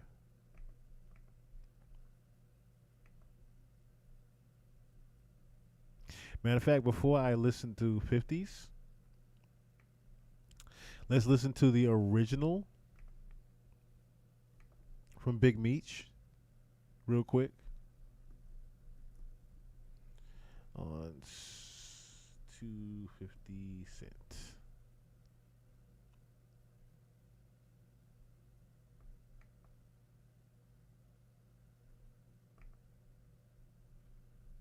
Here we go. I wasn't going to address this, because I'm not trying to let nobody trick me off the streets. But I never folded, never told, never will. Death before dishonor, always with me. So I'm doing this for my loved ones and the support of my friends and family to come out to the Amaran Arena, February 13th. I wasn't going to address this. The funny thing is, I get where 50 is saying that he is reading off of a teleprompter. Second thing is, he's right. You're on house arrest. How are you partying already? Nobody tricked me off the street. You tricked Cuff off the street. I never folded, never told. You never told will. Tammy to tell, bitch. Death before dishonor, always with me. So I'm doing this for my loved ones and the support of my friends and family. Y'all gonna be disappointed when Lil Baby don't show up? When Skilla don't show up? When Vizzo don't show up? When all these don't show up? I wasn't going to address this. Man, I'm reading drops, man. Look at you reading this shit. But I never folded, never told, never will. Death before dishonor, always with me. So I'm doing this for my loved ones and the support of my friends and family. Come out to the Amaran Arena. He can't even go. You want house arrest, he can't even go. Yeah, man, let the world know, man. Check this out, man. At the end of the day, I do want to see what this Tammy Cohen is going to be. What this Tammy Cohen documentary is going to be. And again, I guess if those that don't know who Tammy Cohen is, Tammy Cohen is, I guess, the informant.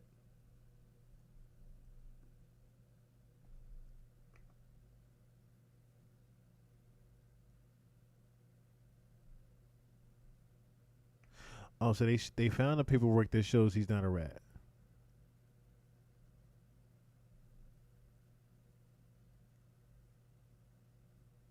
But yeah, it explains that. And then 50's even saying in the response video, you told her to tell. So pretty much saying Big Meech is not the rat, but Tammy Cohen was the actual DEA agent disguised as a realtor, according to Al. Let me see. Of who is Tammy Cowens continues. So I've been reviewing again in depth the 32-page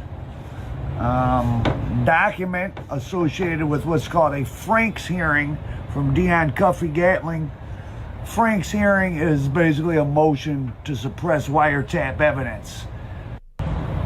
Although it appears that CS1 did not speak with Flannery in Louisiana on March 6th, CSI-1's hearing testimony suggests that when CS1 finally did speak with Flannery, he advised CS1 he didn't want his name caught up in this mess.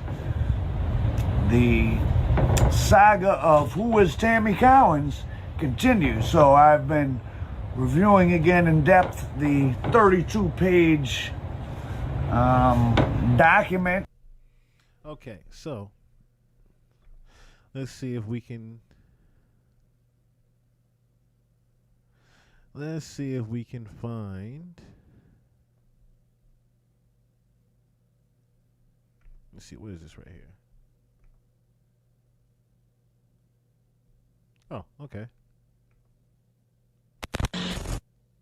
Nigga, it's your boy OG Pop, and we are back with another one. I did a vlog a few days ago talking about 50 Cent, and about this whole big Meech Rick Ross little reunion. And everybody does know 50 Cent is big when it comes to loyalty. And everybody knows 50 Cent. Okay, so this is the regular guy talking about, I want to see if we can find some actual information on who this Tammy Cohen's is that was a DEA agent working for the government.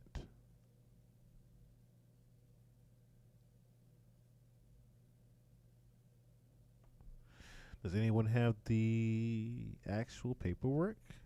I wonder. Oh, hold on. Hold on.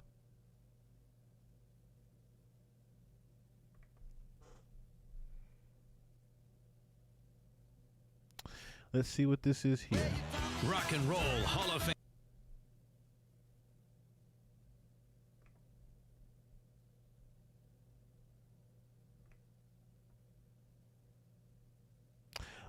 Okay, so this is pretty much the paperwork here then. Okay.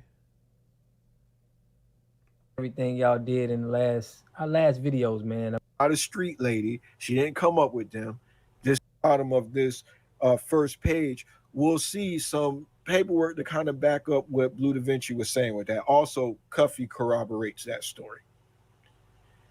We agree on that so far, right, Bob? Me and you? Yeah. All right. So let's get down to that last paragraph of that page 1. You were almost there. No, keep going down. Down. Yeah, this page 2. Okay, if that's page 2, then go down. Okay, right here, I'm going to start reading.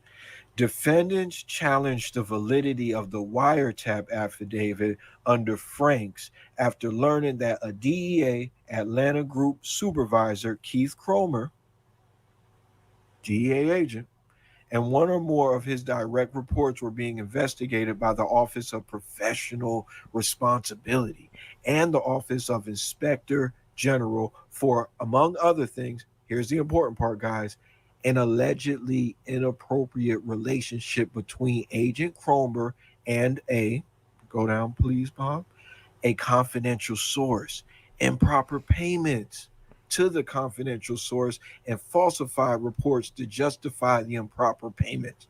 Remember, Blue Da Vinci also was saying that this informant, the same woman who brokered the deal to get the series on Stars, is the one who was getting paid to snitch on people. She's not a street lady. She didn't come up with them. This is just somebody working freelance for the FBI, getting niggas flipped. Based on what was known about the investigation at the time, the United States conceded that defendants were entitled to a Franks hearing and agreed to disclose materials related to the investigation to defense counsel. I don't think that's a big one, but I think the next thing that we're going to go into is on page 13, Bob, because a lot of people, this was a unique case. We said that Meech was likely, or I was saying that Leak was likely to have snitched through a third party. And some people were saying maybe Meech didn't know what was going on. Maybe the third party was acting alone by herself. Here's some paperwork that's saying that might not be the case. Even though she tried to clean it up, they're saying that they don't believe that. This is where we're going to start. It's the top of 13. Yeah. All right.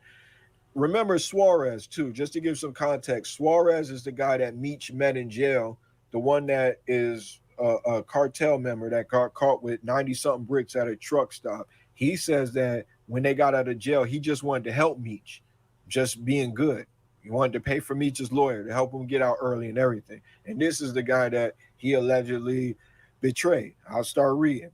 It was due to the CSI's relationship with Flannery that CSI first came into contact with both Fidel Suarez and Dion Gatling. Remember, Dion Gatling is from the Gatling family. Those are the guys that are closely related to Bloods out of St. Louis that are bringing a lot of this news to the internet. Anyways, moving on. In September 2011, Flannery requested CSI's help coordinating delivery of a load of cocaine to be controlled by Suarez, who at that point was already in contact with CSI. See, they're giving you some references there. CSI credibly testified that he or she first met Suarez by telephone when Suarez contacted CSI to ask how Flannery was doing.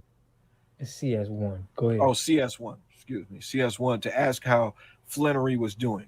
Flannery confirmed that he and Suarez were friends and that he had met in the county jail in Michigan. Although CS1 did not meet Suarez in person, she spoke with Suarez by phone and text. That's Tammy Cowett. That's the personal assistant. So Suarez asked CS1 if he or she knew someone who might want to buy some pills. According to CS1, he or she was in the car with Agent Cromer during this first narcotic-related conversation with Suarez. Agent Cromer overheard the call and signaled to CS1 to say yes, he or she knew someone. CS1 was later contacted by an agent in California regarding Suarez. I'm trying to get to the good part. All right. As with Suarez, defendant Gatling first contacted CS1 to see how Flannery was doing in jail.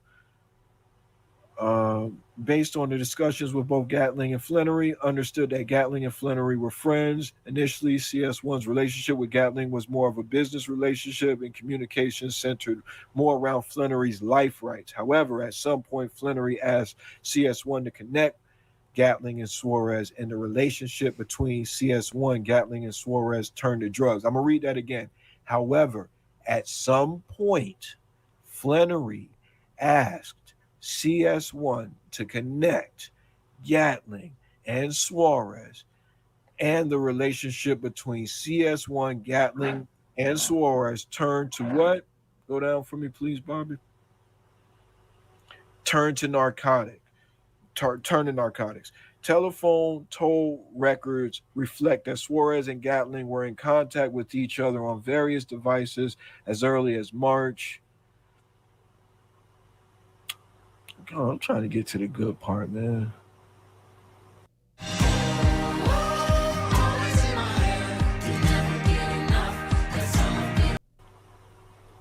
All right, this is the part I want to read.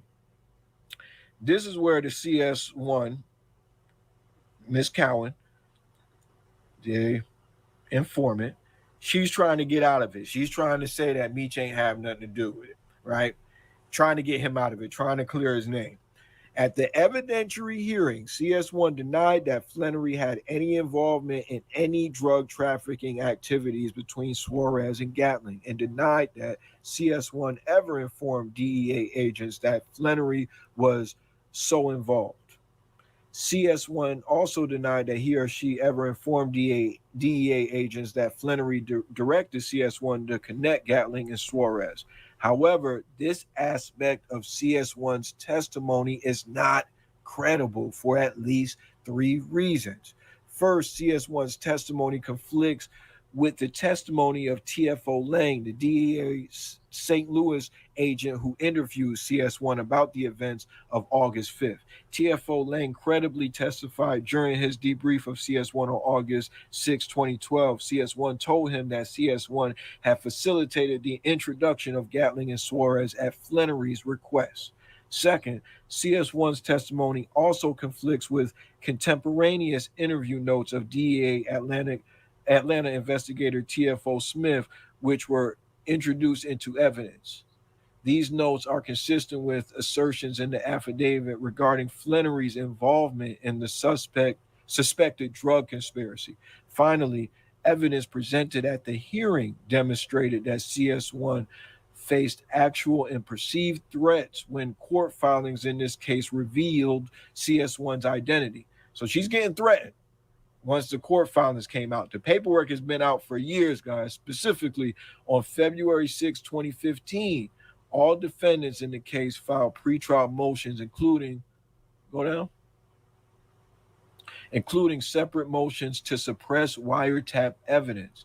In March 2015, CS1 reviewed the electronic docket in the case and saw information contained in defendant Gatling's suppression motion and responsive submissions by the U.S. states that the CS1 believed would potentially allow people familiar with the circumstances to determine CS1's identity.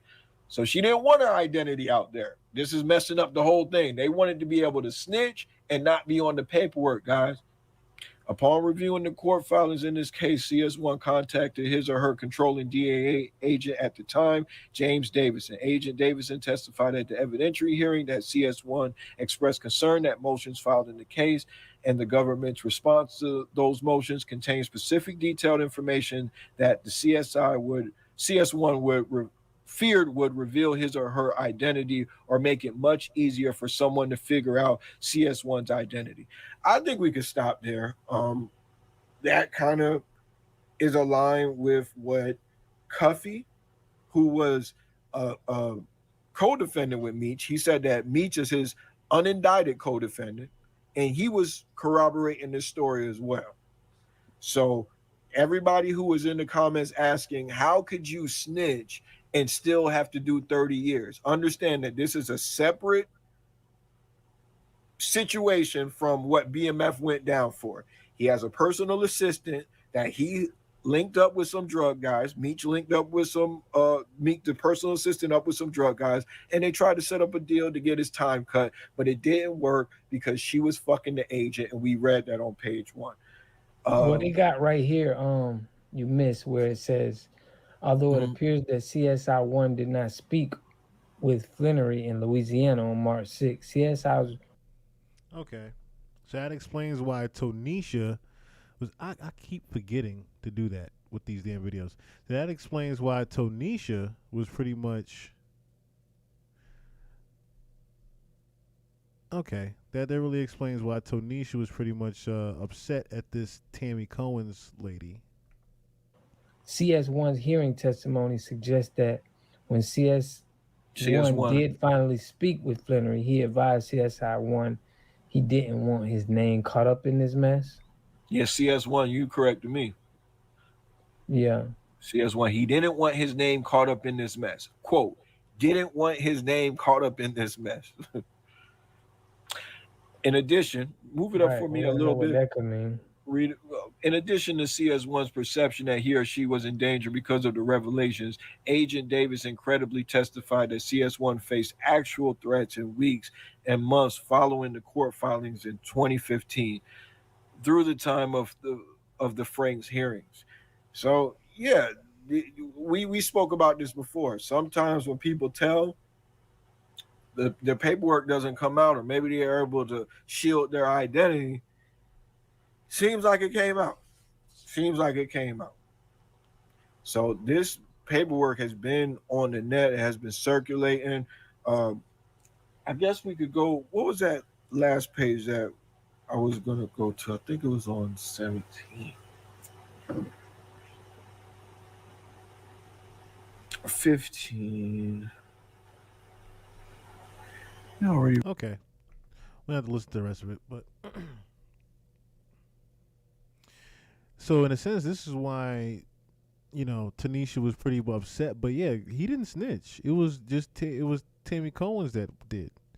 He didn't rat at all. They didn't even catch him in anything really. But they just had the records of the meetings. It sounds like the meetings of the actual transactions, and that's how they pretty much got Meech.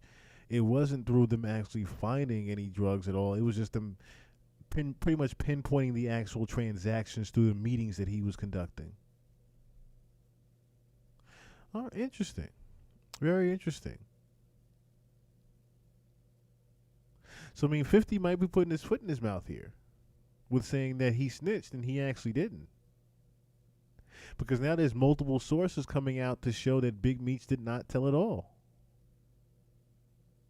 Yeah, 50 might need to watch it.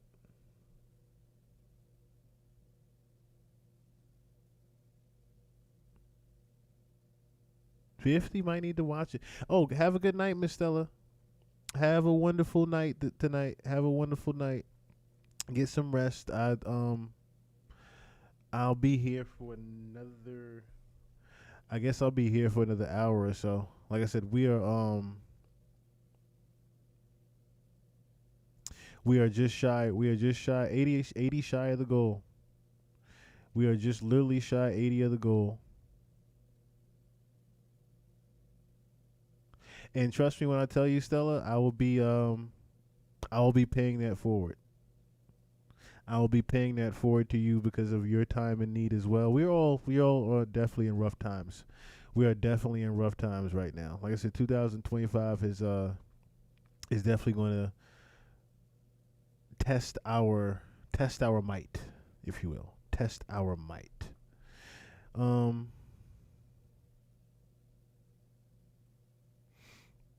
The only other thing I had would be excuse me, god damn this gas. This supercomputer that Elon Musk has been working on. I wanted to take a look at that real quick. Elon Musk and his XAI startup have built the largest and most powerful artificial intelligence training supercomputer in the world. Elon has named this beast Colossus. It is equipped with the latest NVIDIA GPU hardware, it's liquid-cooled with vast amounts of water, and is powered by giant Tesla Megapack batteries.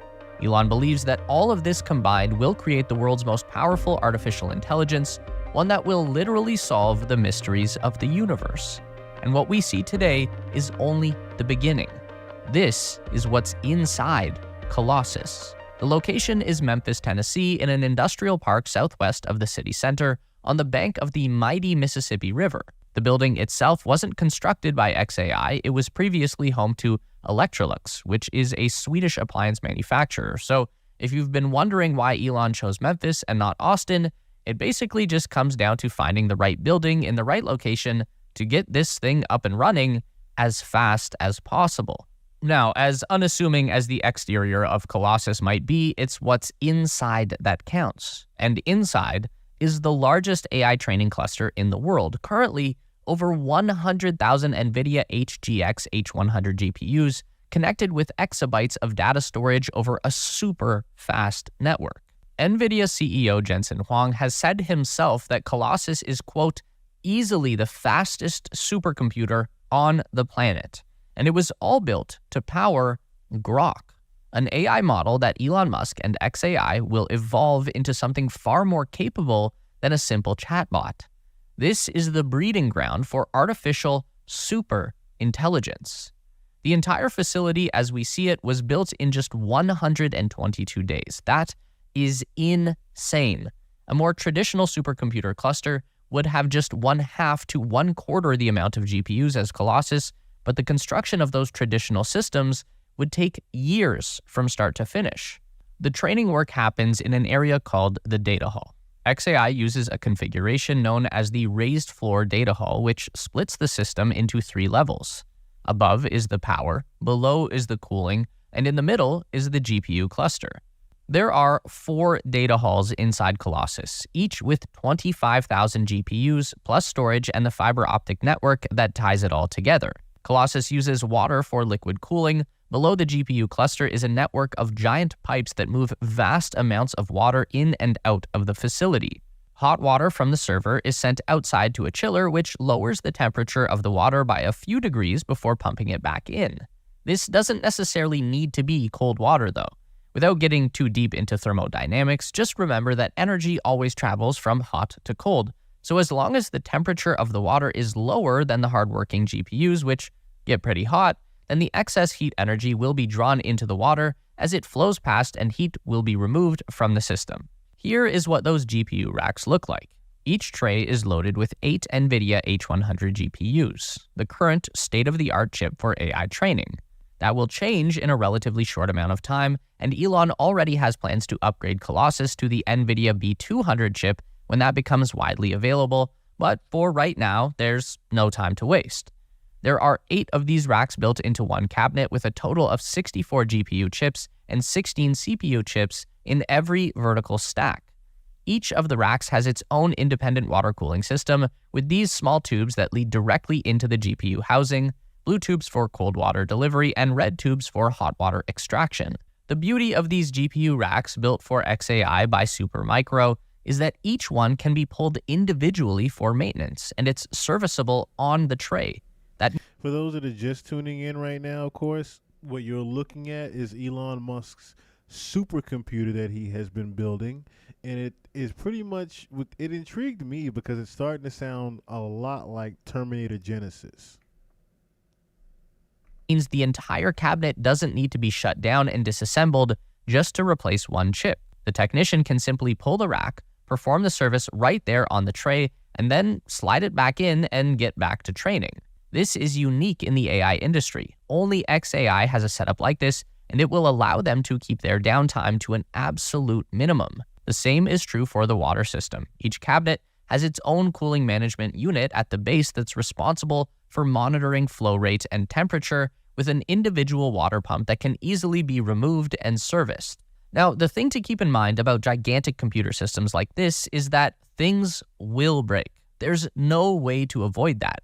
But having a plan to keep failures localized and get problems solved as fast as possible, that is going to make an incredible difference in the overall productivity of the cluster. On the back of each cabinet is a rear door heat exchanger. That's basically just a really big fan that pulls air through the rack and facilitates the heat transfer from the hot chips to the cool water. This replaces giant air conditioning units that are found in typical data centers, and again, keeps each of the racks self-contained. Every fan is glowing with a colored light. That's not for aesthetics, it's a way for technicians to quickly identify failures. A healthy fan will have a blue light, while a bad fan will switch to a red light, and then they just replace those individual units as they go down. While GPU chips do the heavy lifting for AI training, CPU chips are used for preparing the data and running the operating system. There are 2 CPUs for every 8 GPUs. All of the data used to train Grok is held in a massive hard drive storage system. Exabytes of text, images, and video that are fed into the training cluster. 1 exabyte is a billion gigabytes, and all of that data is handled by a super high-speed network system. Data is moved around Colossus by Ethernet, but this is not anything like your home network. The XAI network is powered by NVIDIA Bluefield 3 DPUs. That's a data processing unit, and these chips can handle 400 gigabits per second through a network of fiber optic cables. That's around 400 times faster than a very fast home internet connection. The Ethernet is necessary for scaling beyond the size of a traditional supercomputer system. See, AI training requires a massive amount of storage that needs to be accessible by every server in the data center. Now, this massive amount of equipment requires an equally massive amount of power. And again, XAI has done something totally unique with their energy delivery. They are using Tesla energy. Colossus doesn't use solar energy. It's draining power from traditional generators. But there was a problem that XAI encountered when they started to bring their 100,000 GPU system online. The tiny millisecond variations in power coming from the grid would create inconsistencies in the training process. We are talking very small fluctuations, but at this giant scale, those will add up quickly. So the solution was to bring in Tesla Megapack battery units. So what they do now is pipe input power from the grid into the Megapacks. Then the batteries discharge directly into the training cluster. This provides the super consistent direct energy required for the entire network to have the most efficient training session that is physically possible.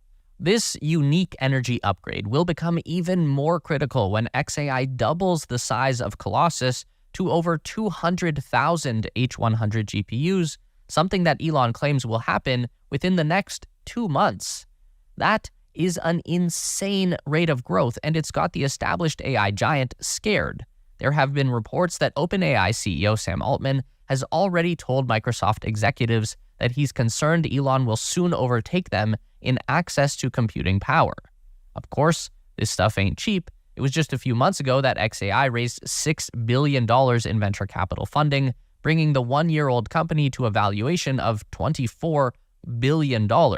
That's a lot of money for a young company that only had one basic product on the market at the time. Then that's not comparing to the $500 billion that Trump has now invested in AI.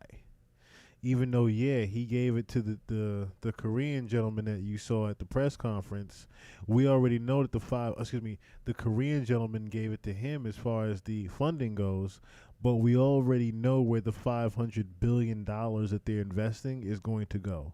It's going to go into whatever project Elon has for the rest of the country. And it sounds like they're literally building a supercomputer to run America off of.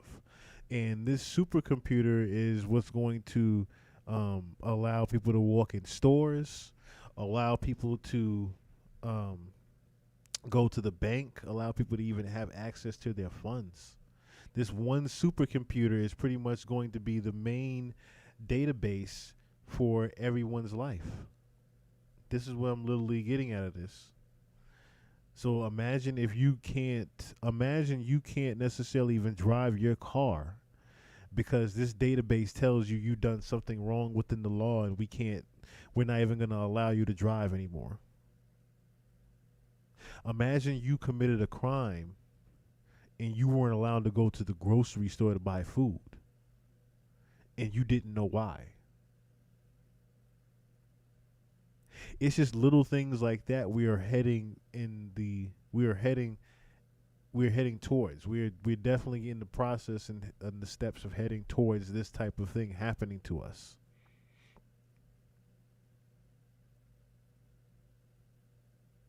As I said before, Elon and Trump, Project 2025 is going to test our might this year.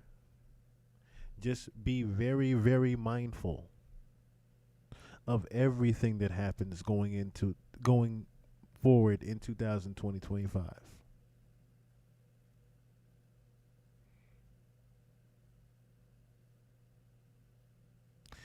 All right. I would love to go further. I'm trying to go the distance with y'all. I was gonna try to make it to 5 hours, but I literally have to work in 4 hours. I have to still get my ass up and go to work in 4 hours. But so I'm gonna try to get the little bit of sleep I can, and just I'm gonna try to figure out this other $80 that I need. But I thank you guys all. I thank all of you tonight. God bless you all for the donations. I greatly appreciated it from the bottom of my hearts. That is, of course, motivation to keep the channel going. We will see how tomorrow goes, if I am still able to be here in pod with you guys. I don't necessarily have an outro tonight because I didn't have an intro.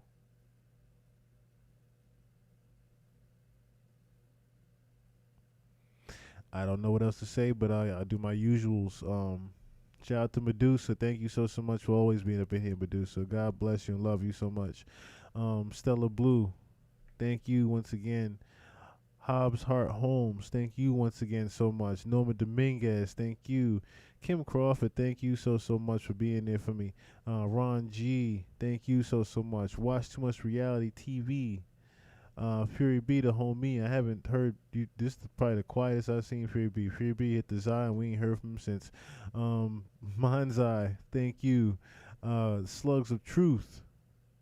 SW Originals. I feel like I forgot to shout you out in the very beginning. I apologize. I greatly apologize. SW Originals. Queen Dream Bad Gal. Oh shit. I didn't even know Dream was up in here. That's crazy. Queen, what's going on? I had no idea you was up in here. Slugs of Truth. Hippie TV. Medusa. That's how you could tell I was going through some shit tonight. King Ozma. Zoe Ballin.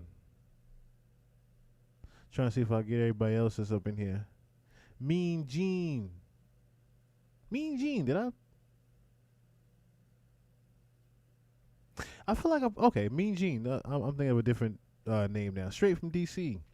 John Asatasi. I'm going to say that name right. I'm going to say that name right on the first try one time. I watch docs. I think I got everybody.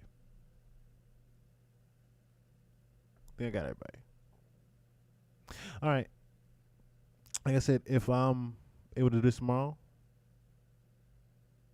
I will see y'all again tomorrow. But I will update everyone tomorrow on what's going on as well. Thank you guys for tuning in. And I will see y'all on the next one. The next one, if there's a next one, will be a much even better one. Till then, peace.